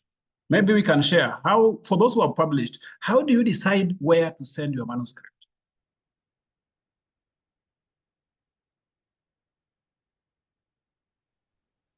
How do you make a decision where to send your manuscript? Good morning again. So, number one, I look at the objectives of the journal. What do they focus on? What are the type of journals and topics they are willing to accept? So you want to be sure that based on topic, they won't reject you in the first place. Two, I always check their index, and my university also wants them to be Scopus indexed And so I check for those things and check that when I publish there, my university will accept it for promotion. And then their impact factor, I also check for that. Thank you. Thank you so much. Thank you so much for that. Look at the subject area and the scope of this journal, because they are publishing in the field of maternal health. And then you are sending something on food security. If it is not linked to maternal health, they'll just throw it out. You want to check on, is it indexed? Is it because otherwise you might end up falling prey to some of these predatory journals that do not do any peer review. You send a paper today, tomorrow they are telling you that your paper has been accepted, you just need to send money. So then you will have that's a red flag, because you did not review my work. How do you want to tell me that I wrote such a perfect manuscript that does not need to be, there are no questions people are asking. I wrote a perfect manuscript, and just the way I wrote it, that is how it is. So, those are things you might need to think about. But then my asking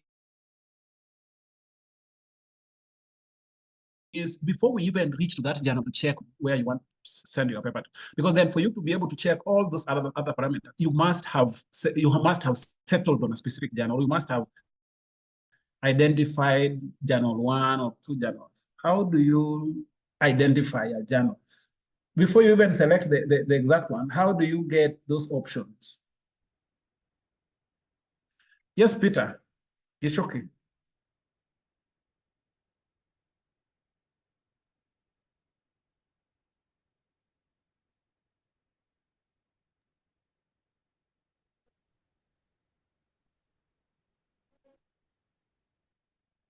Okay, so people look at different things. I think one of the things that is standing out from Lawal, for example, is he also looks at impact factor, article processing fee, open access status, because most of the time we are encouraged, of course, to publish in open access so that our work can be accessible and our work can achieve higher circularity or higher circulation. So that we don't want to publish a paper and no one is able to read that paper. No one is able to access that paper. No. So we want to access a paper, read that paper, and publish a paper that can be read. Now, there's one of the most important things that I want just to bring to your attention, and I know some of you maybe already are using it. That is the first way. Of course, the other way is when you are writing your papers, there are those journals. When you are writing your manuscript, or at the point of writing your proposal or writing your manuscript, there are those papers that you are reading and citing.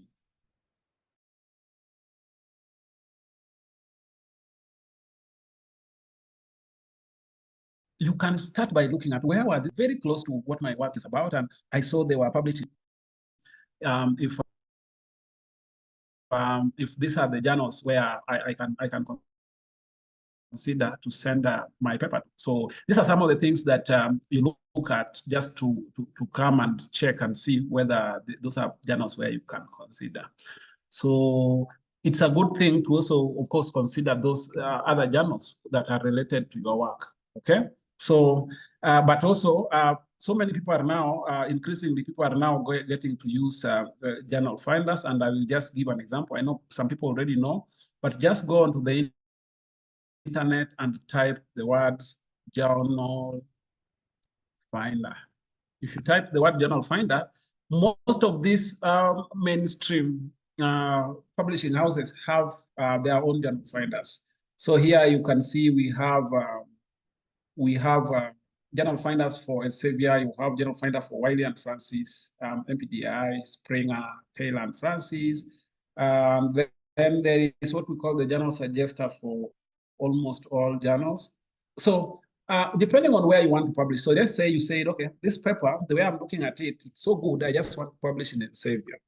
You will just come under a journal finder for Elsevier, then click on that.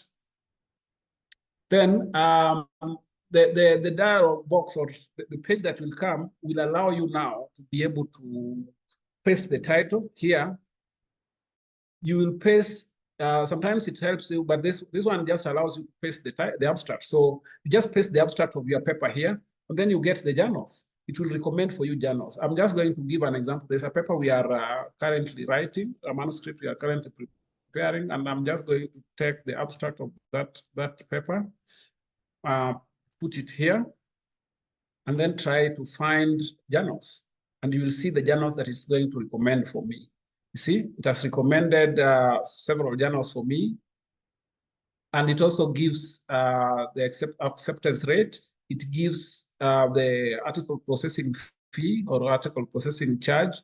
So I can now look at each of them and see, okay, maybe this one is the one I want. And then based on several other criteria, because then if I want to publish open access, but then it's $4,000, I might not be able to afford $4,000. So I want to look for journals that could be open access, but maybe the article processing charges are lower. So these are some of the things you look at. But the other thing you also look at is at the acceptance rate. I really don't want to submit my manuscript to a journal that has very low acceptance rate. Then it means, therefore, that the chances of my paper being accepted are very low. So most of the time, I always tell people, look for 50 and above, or maybe 70 and above, or 60 and above. It does not mean that those journals are not good journals.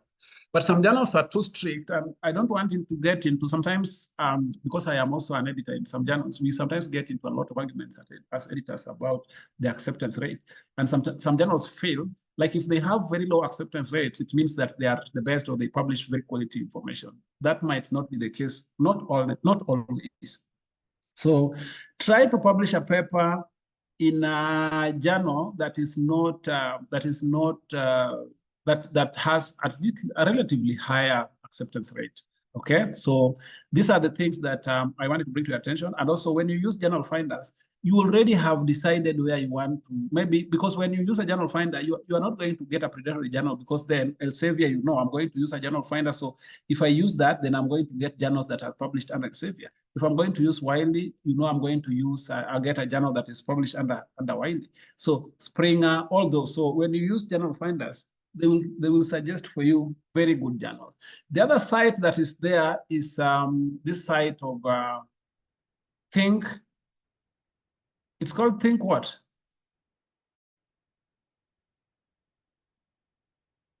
Who has used this?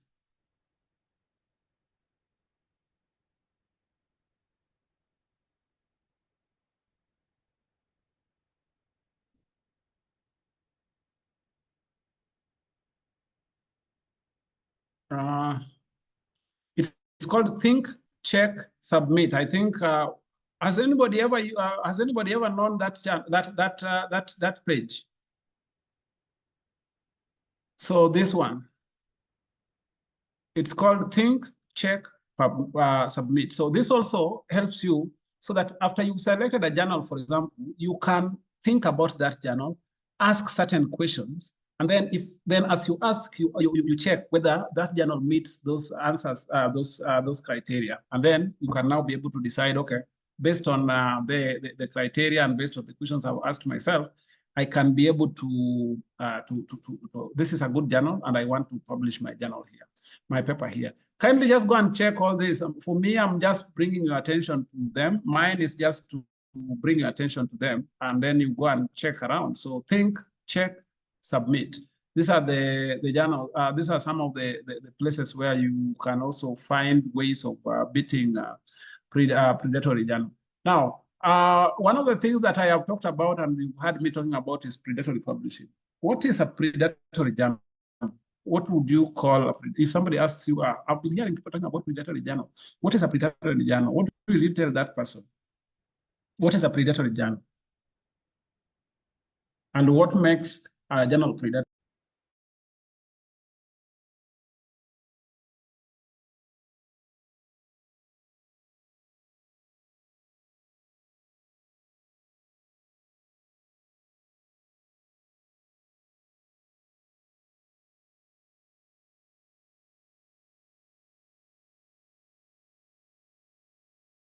Anybody wants to contribute?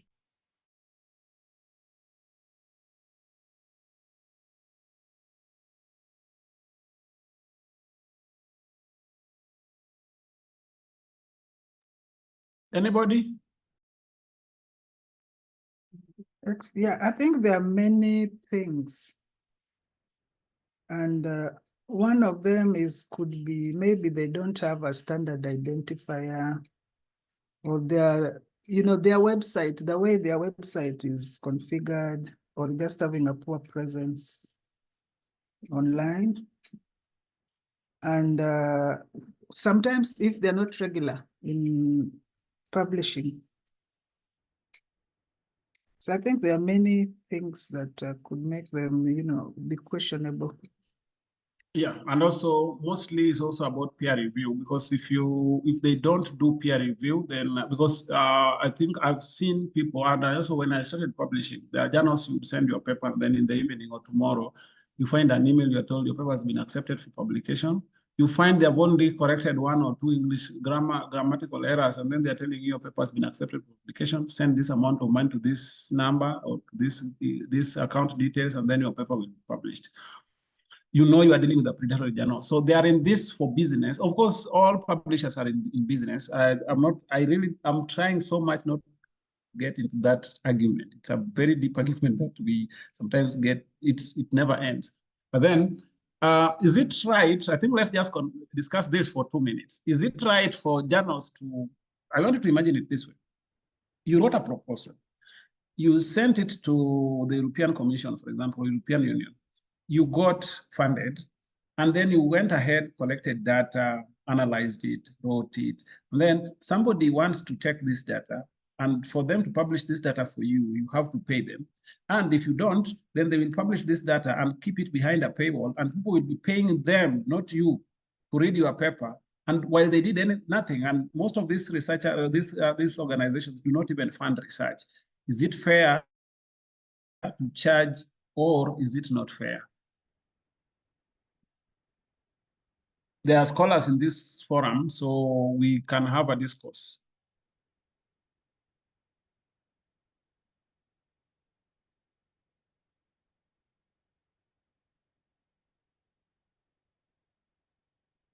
Steve, are you here? Do you think it's right? Thank you for the recognition. I don't think it's right at all, because I'm the one who went through the nightmares of searching for the data. I'm the one who went the expenses of searching, organizing, and even writing the data. So if there are any payments or if there's any recognition, then it should be me and not the journal. Yes. And these people, even the reviewers review for free. They don't pay reviewers, right? That's it. Any other person who reviewers are not paid. Anybody wants to give? I am an editor. Of course, I'm a reviewer for so many journals, but I'm an editor in 2 journals that charge a lot of money to publish papers. Now, this is the argument. The argument is, let me answer like I am a publisher. I'm a publisher. I'm not going to mention the names of any publishers, but then I am a publisher. I'm charging you $4,000 to publish 1 paper, or if you don't, I will take your paper, publish it, and hide it behind a paywall. Even yourself, you cannot access it. This is the argument.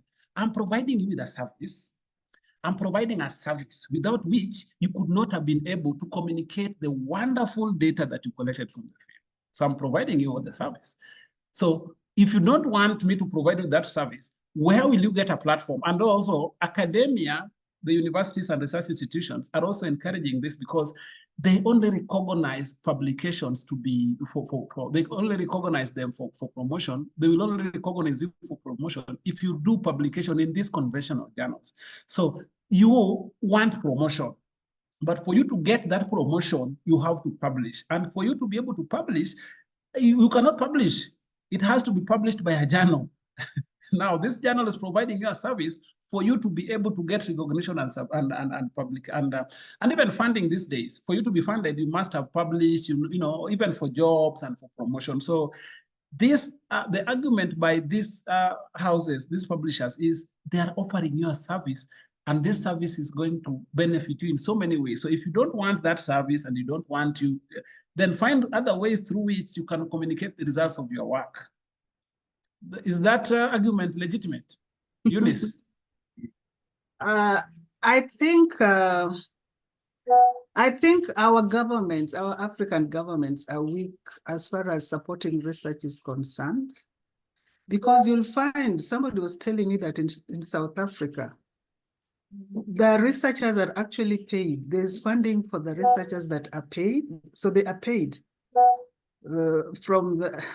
they are paid by the government. The university also pays you something when you've participated in research and publication. So my argument, and you find that in most cases, the researches we do are for academic purposes. In most cases, I'm stressing that. In most cases, we do it to get our masters and to get our PhDs. Beyond that, we die as researchers, most of us. So you find this was your idea. You did not look for funding. You want to publish. So in other countries, you find that they have the research topics, which you talked about, where you can be fitted into. And there's the research money includes even publishing. So the money is already available. So I think we, as countries of developing nations, we don't put a lot of emphasis on research, and we do not consume the researchers. In fact, you find in most cases, we do the studies. Even if you share them in conferences, they are not consumed. Very few get into policy, you know. So I think that is where the disconnect is, that we are not supported, and we do most of our researches for academic purposes. But where it is funded, in some cases or most cases, I think there's also money for publication. And I think the publishers are aware. So that is my other part of the argument. Yeah, thank you for that. And I'm part of a project, an EU-funded project right now. And when we were developing the proposal, there was a good chunk of money that was just put aside for open access publication. So you sometimes when you are writing a proposal, make sure that you have this budgeted for, especially if you want to publish in open access. The other thing is, I've seen so many journals right now are now offering waivers for countries, certain countries, especially from sub-Saharan Africa. They are saying, okay, if you are coming from this list of countries, we are offering a waiver, so we can publish for you for free if you are coming from this specific country. So you also, as you look for places to submit your paper, kindly also watch out for those waivers and stuff like this. But the truth is, the other thing is the way our universities evaluate research impact is also a bit biased. Yeah, because then you have like the Adora Convention that was thinking of, we need to evaluate the impact of a researcher beyond just the number of papers they have published. Because at the universities, for you to be, there are a certain number of points that you have to attain for you maybe to be promoted to become a senior lecturer, as an example. So it means that we are trying now to publish so that we can earn those points. Now, that is also bringing what we are now calling the paper mills, where people publish just for the sake of publishing because I need promotion, so I need to publish because I want to be promoted. So there's quite a bit in the publishing sector that we cannot talk about right now, mpaka tumalize. But I think what is coming out clearly is the fact that there's need for a better way of us looking at research. And for those who are in this forum and they are, you know, at a level where they can influence policy at their universities at different levels, these are conversations we need to start having, that this publish or perish thing in the universities is really compromising on the quality of the research the papers we are getting, because people now want to say that I am targeting a promotion next year. So within this year, I have to get 8 papers for me to get the points. So they will publish almost everywhere because they want those points. But then if we are going to look at, you could even publish just 1 paper per year, but then we look at other things for us to promote you, we don't really focus on the paper as much, then I think the focus can also change. But also if there's incentive for researchers, there are certain universities where you are told if you bring funding, then we are going to give you like 10% or even 5% of that money. So you are told if you get 1 million, we are going to give you 5% of that, just as you ask for, you know, just to reward you for, you know, the research funding that you attracted. Some universities are doing that, but some are not doing it. So there's no incentive for researchers to even write these proposals and get funding and even publish papers. So I can rant forever because there's quite a bit of things going on there. But let's stop it there. I want to present on something here before we get, this one will take just 10 minutes and then we get to the plenary session and then we can stop it there. So this one is about, oh, this is not the one I wanted. I want to present something on research visibility. Oh, it's here.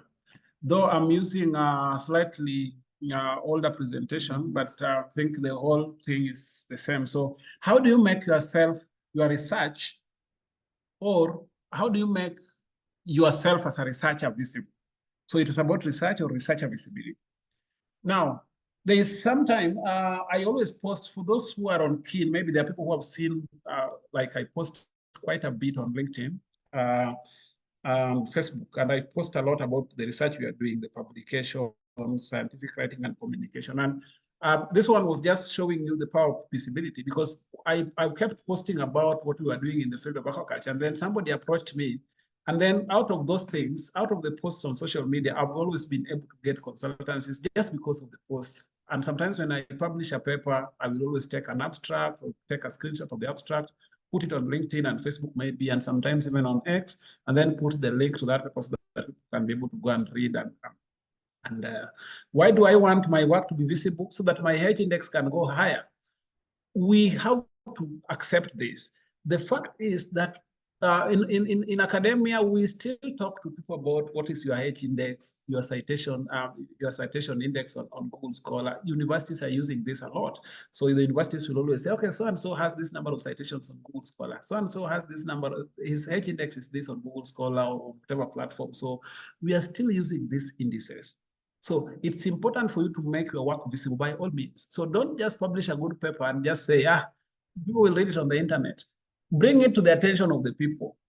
Let people know that your paper is there. They will read, they will download, they will cite, and all those will go into your H index. This is just an example of my Google Scholar index. The other thing is these platforms where you can register as Web of Science, all those. So I have a researcher ID on Pablons. Sometimes these days, when you review a paper, you can earn points on Pablons, and these points, and also these Pablons will always, this is where editors like us sometimes go to get reviewers for the papers, for the manuscripts that come on our table. So make sure you register on Pablons so that every time you review a paper, you get credit on Pablons. And now these credits can now be converted into other rewards. So at least right now, people are now getting recognized for reviewing work. It used just to be free work. You just review and nobody recognizes your review work until you publish. But these days, when you review a paper, you can get rewarded for it and you get recognized for it. So these are just examples of the work I've done on Pablons. Then I also got recognized with the reviewer certificates. These ones I get. There are journals that will always give you reviewer certificates when you review for them.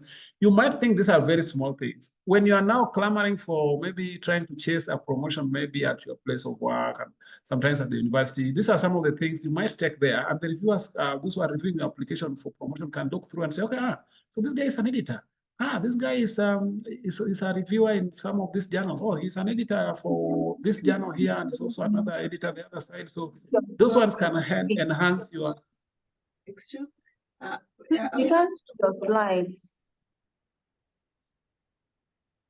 Hello. Hello. Please, we Yes. cannot see your slides. I thought I was sharing my slides. Thank you for bringing that to my attention. All the time I thought I was sharing my slides. Imagine. Sorry for that. I had gone through quite a bit. So this is the H index that I was talking about. So this is just your influence. So this one is an author level metric that attempts to measure both the productivity and citation impact of the publication of a scientist or a scholar. So your H index basically is your influence in your field. It's difficult to compare across fields, because then somebody in medicine or somebody in engineering will tell you that if you are going to compare us based on H-index, we don't publish that much. We publish very few papers in a year, but then maybe somebody's in a field where they publish quite a bit. So, but then people still talk about H-indices. Google Scholar, if you don't have a Google Scholar account, make sure you go and create a Google Scholar account, and then your papers will start coming there. Once you publish a paper, it's going to be there, okay? Researcher ID on Web of Science, go and create. Publons, I told you, go and create an account on Publons so that when you review papers, Publons will give you credit for your review work, okay? These are just some of the things that I've done on Publons, as I was telling you. This one is our certificate of reviewer. Then there's the ORCID. I don't know how many of you have ORCID IDs. This one is a unique identifier for you as a researcher. So most researchers, this is like pretty much your online CV. Go and register on ORCID, and so that somebody can easily see the work you have done. All those things can be now seen on ORCID. So if somebody asks you for your CV or your track record on the presentations you've done, the seminars, the publications, your work, whatever, you just send them a link, your ORCID ID link, and then they will be able to see all this. The good thing with ORCID is it disambiguates your identity as a researcher. It means that if in some papers your name appears as Outa or Nicholas, in other papers it is Nicholas or Outa, in other papers it is Nicholas or what happens is ORCID will give you one unique identifier that will now identify you as a researcher, regardless of how your name appears on all those other platforms and all those other papers. So you need to get what we call an ORCID ID. An ORCID ID helps you now have your own unique identifier, regardless of how your name appears on those other papers. Then, of course, most of us are on ResearchGate and also on academia. Then social media and other non-social media and non-scientific platforms. So I also communicate the output of my research, my current research activities on social media. I don't say that I go things about scientific writing and communication. No, you can put out there very general information that people in your field will be able to understand. And if they want to collaborate with you, they say, they have seen this guy posting so much about Nile perch in Lake Victoria, and we got some funding, and we don't know how to, we are not very conversant with Lake Victoria. Maybe I can reach out to them and see if we can work together, because they have worked quite a bit on Lake Victoria. I've seen this guy posting so much on cage aquaculture in Kenya or in Uganda. I am really interested in working on cage aquaculture, but then I want collaborators from this part of the world. Why don't I reach out to them so that we can work as collaborators? If you have your light, for those who believe that if you can light a very nice, you can light a candle and hide it under the bed, nobody will see the light of that candle. You have to bring it out for people to see it. So if you are doing some work, if you published a paper, make people know, make noise about it. Post that link on social media. Many people might not even be interested in your paper, but they might click and end up going there, and you shall have gotten a read or a download. That is how you build your profile, okay? The journal finders, I think you talked about those ones.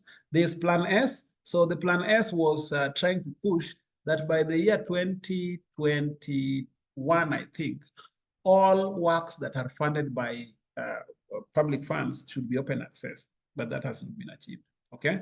I talked about the DORA Convention. So the DORA Convention recognizes the need to improve the way in which the outputs of scholarly research are evaluated, okay?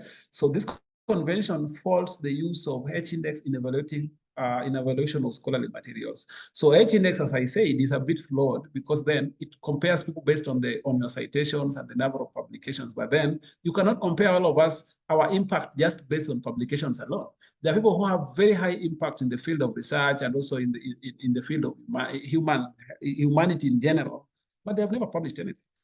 So DORA is saying we need to look for other ways through which we can evaluate the impact of people, rather than just relying on publications alone. Then we have preprints. Africa Archive is one of those preprints repositories. I am a moderator for Africa Archive, and TCC is also one of the organizations behind Africa Archive. What happens is these preprint repositories will help you make your work already being visible out there to the world before as it undergoes peer review. Sometimes you publish a paper and it takes too long for that paper to get out and be available for people to start reading and citing. But if you put it in Africa Archive as a preprint, it will be given a DOI and it will be available online, including on Google Scholar, so that people can start downloading, citing, and reading your work. So you can consider starting to put your work on Africa Archive. So this one, I published this paper as a preprint in 2018, and then I published it again now. It was now again published in 2020, now as a paper in a journal. Here it was a preprint, here it is now a paper in a journal. What happens is any citation that is, because once you publish it, then it now becomes a postprint. So you'll put the postprinted version on the Africa Archive platform. And then the two DOIs are going to be linked. So every time somebody cites the paper, so whether they cite it as a preprint or they cite it as the version that was published in the journal, it's still the same paper because the identifier, the DOI is linked. So the citations still accumulate the same paper. That is my presentation for now. Thank you so much. And I would now at this point allow people now, we are now opening the floor for a discussion until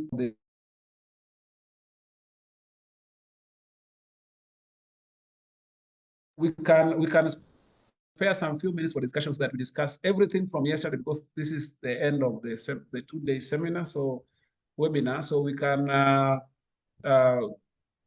do all our general discussions here. If there's any feedback, if there's any comment, anything.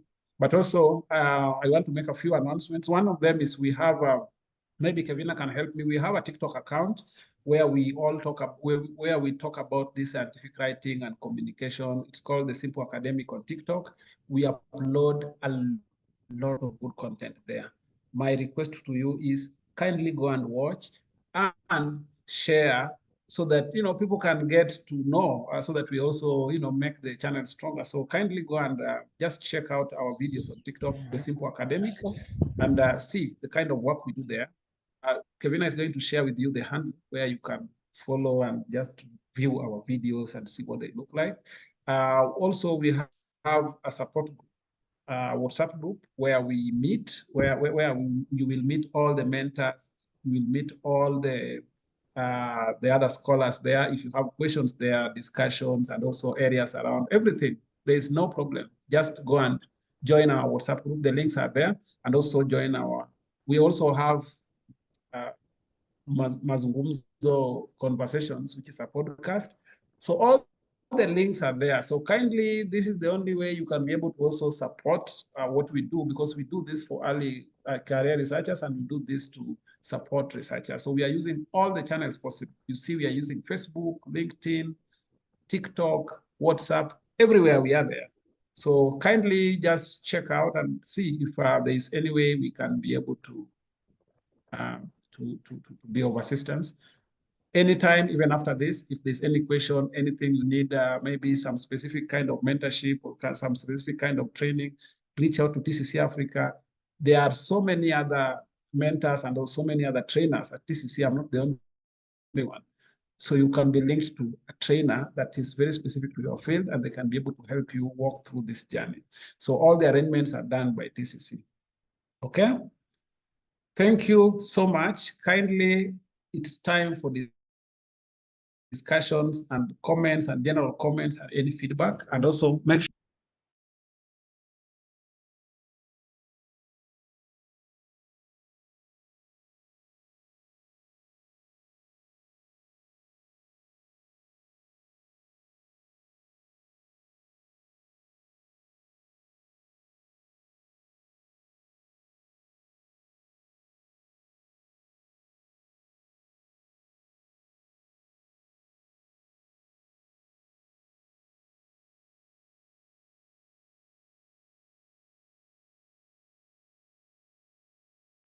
is there anything that somebody wants to say, any feedback, anything? Yeah, hello. My question is on how, if I want to be a reviewer in Pabron, there is any specific criteria, or anyone can join and conduct a review for that website or link? Thank you. Publish is not a point where what you do is you register on Publish so that if other journals approach you to review, then you will put that review on Publish to show that I reviewed for this journal, and then Publish will now give you credit for it. The other thing is, reviewers, once you register there, because you will put your area of expertise, all these things, journals will always approach you because they will see your profile on Publish. So it's very easy for them to spot you and ask you to be a reviewer for them or an editor for them. That's why I'm telling you, as a researcher, go and register on Publish, because journals, if they want reviewers, they will go on Publish and identify reviewers from there. The notes are going to be shared, of course. We are going to share this recording.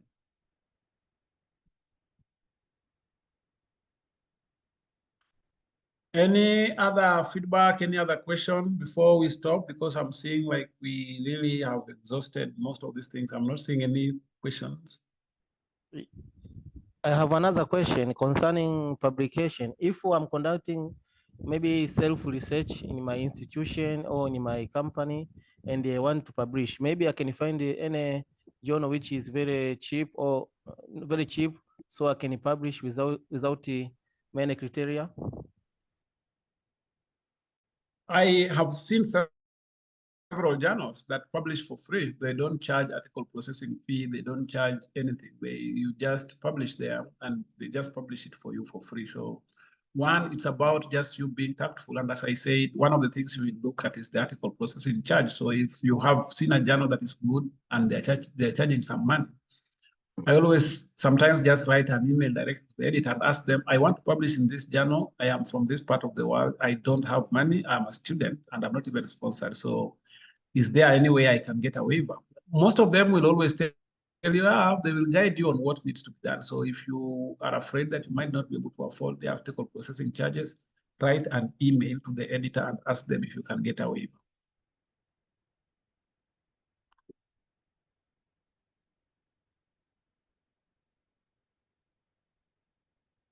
Yes, Ekol. Okay, so earlier last year, Intech Open sent me a mail requesting me to write on a topic. And then they told me the publishing charges. And I told them that I can't afford it.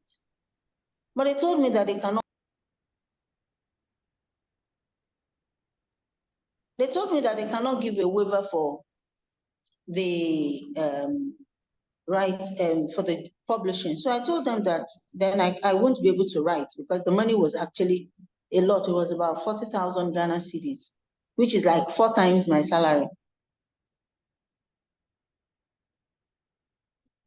Yeah, so what happens is not all these journals will give you a waiver. What I'm saying is you just inquire with them. If you find that you cannot be able to afford that, kindly check one that you can afford. Some of them will give waivers, some will not. But what I'm saying is always try. Sometimes we give up without even trying. So somebody says, I found a very nice journal, but the article processing charges are very high. I don't think I'll be able to afford. So what you do is just make sure you just make sure you try out and ask them. If they don't give you a waiver, tell them, fine, then I'm not going to publish with you. So kindly just drop. I'm withdrawing my submission and I'm looking for elsewhere to take it because I'm not able to afford the article processing charges. I don't have that money. But don't go without trying.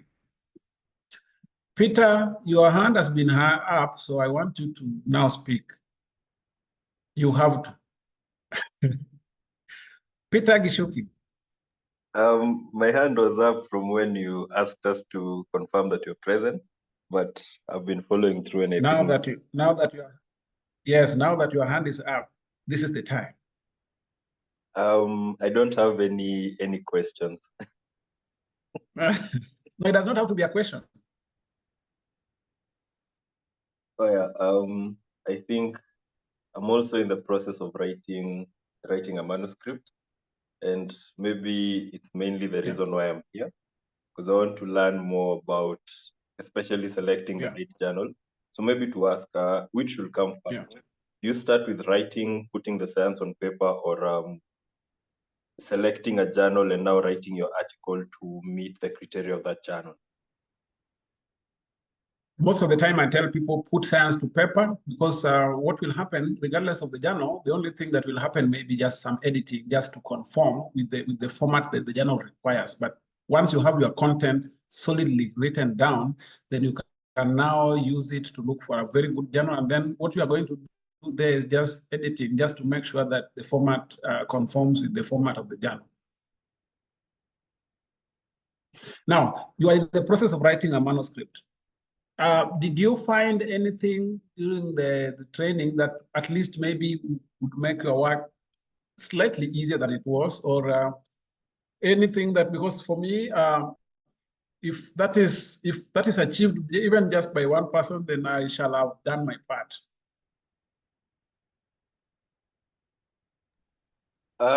Yeah, I think there is a point where you said that we should actually just do it.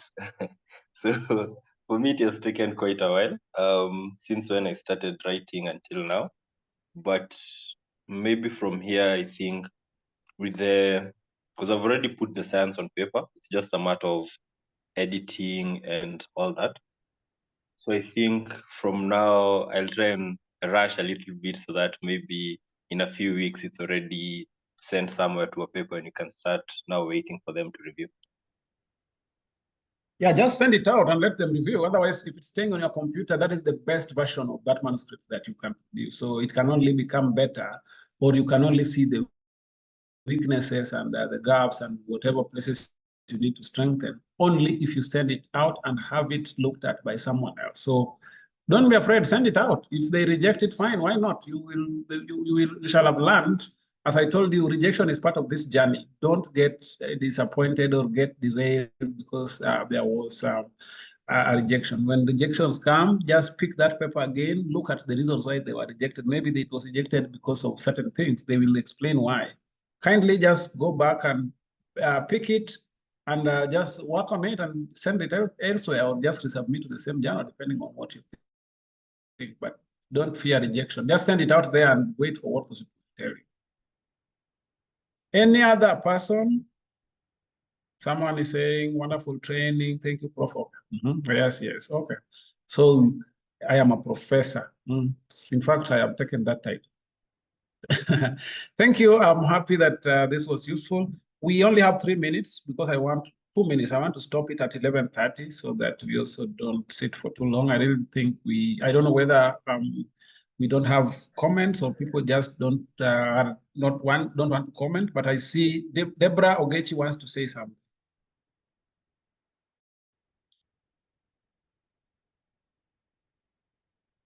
Deborah.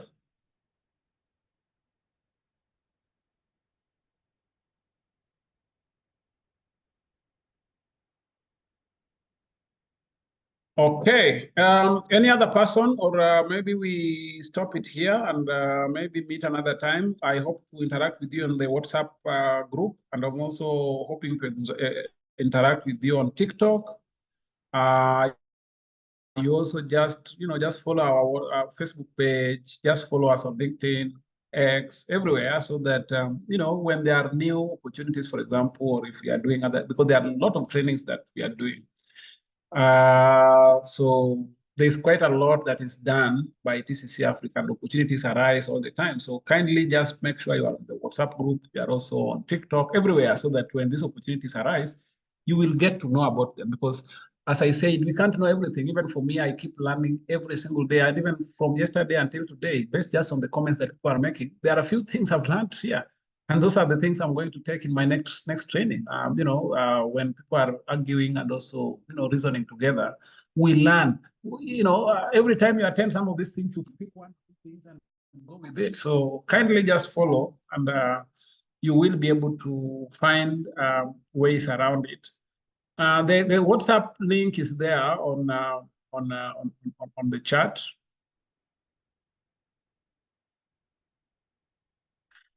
I'll just copy and paste it again.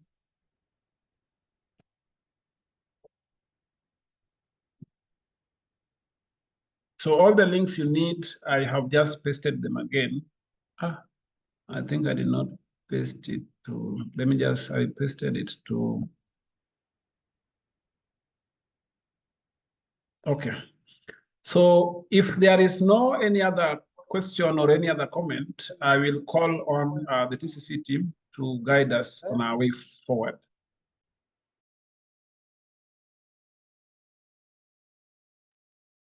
Thank you so much, Nicholas, for the past 2 days for very insightful sessions. And thank you all for dedicating your time to be with us.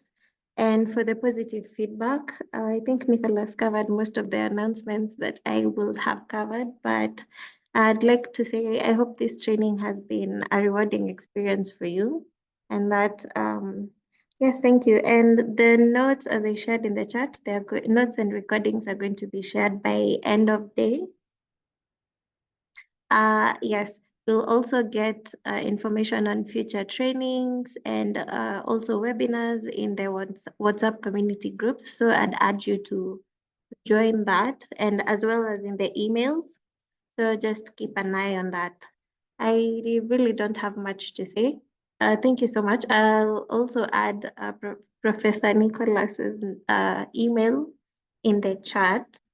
If you have any more feedback, if you have just any inquiries, feel free to reach us at the admin email that I shared. For those with inquiries on Scholastic, there was CPD, reach out to the email I shared, belongs to Harrison.Weda, who is our head of programs. Thank you so much, everyone.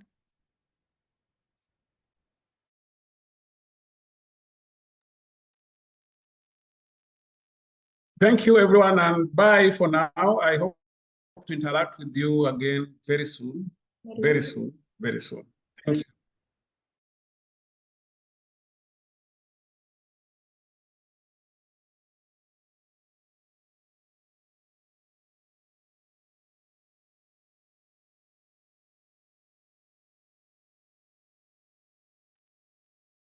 So I'll leave the meeting room open for about 1 minute for you to get the necessary links and contact information that you need, and then end it.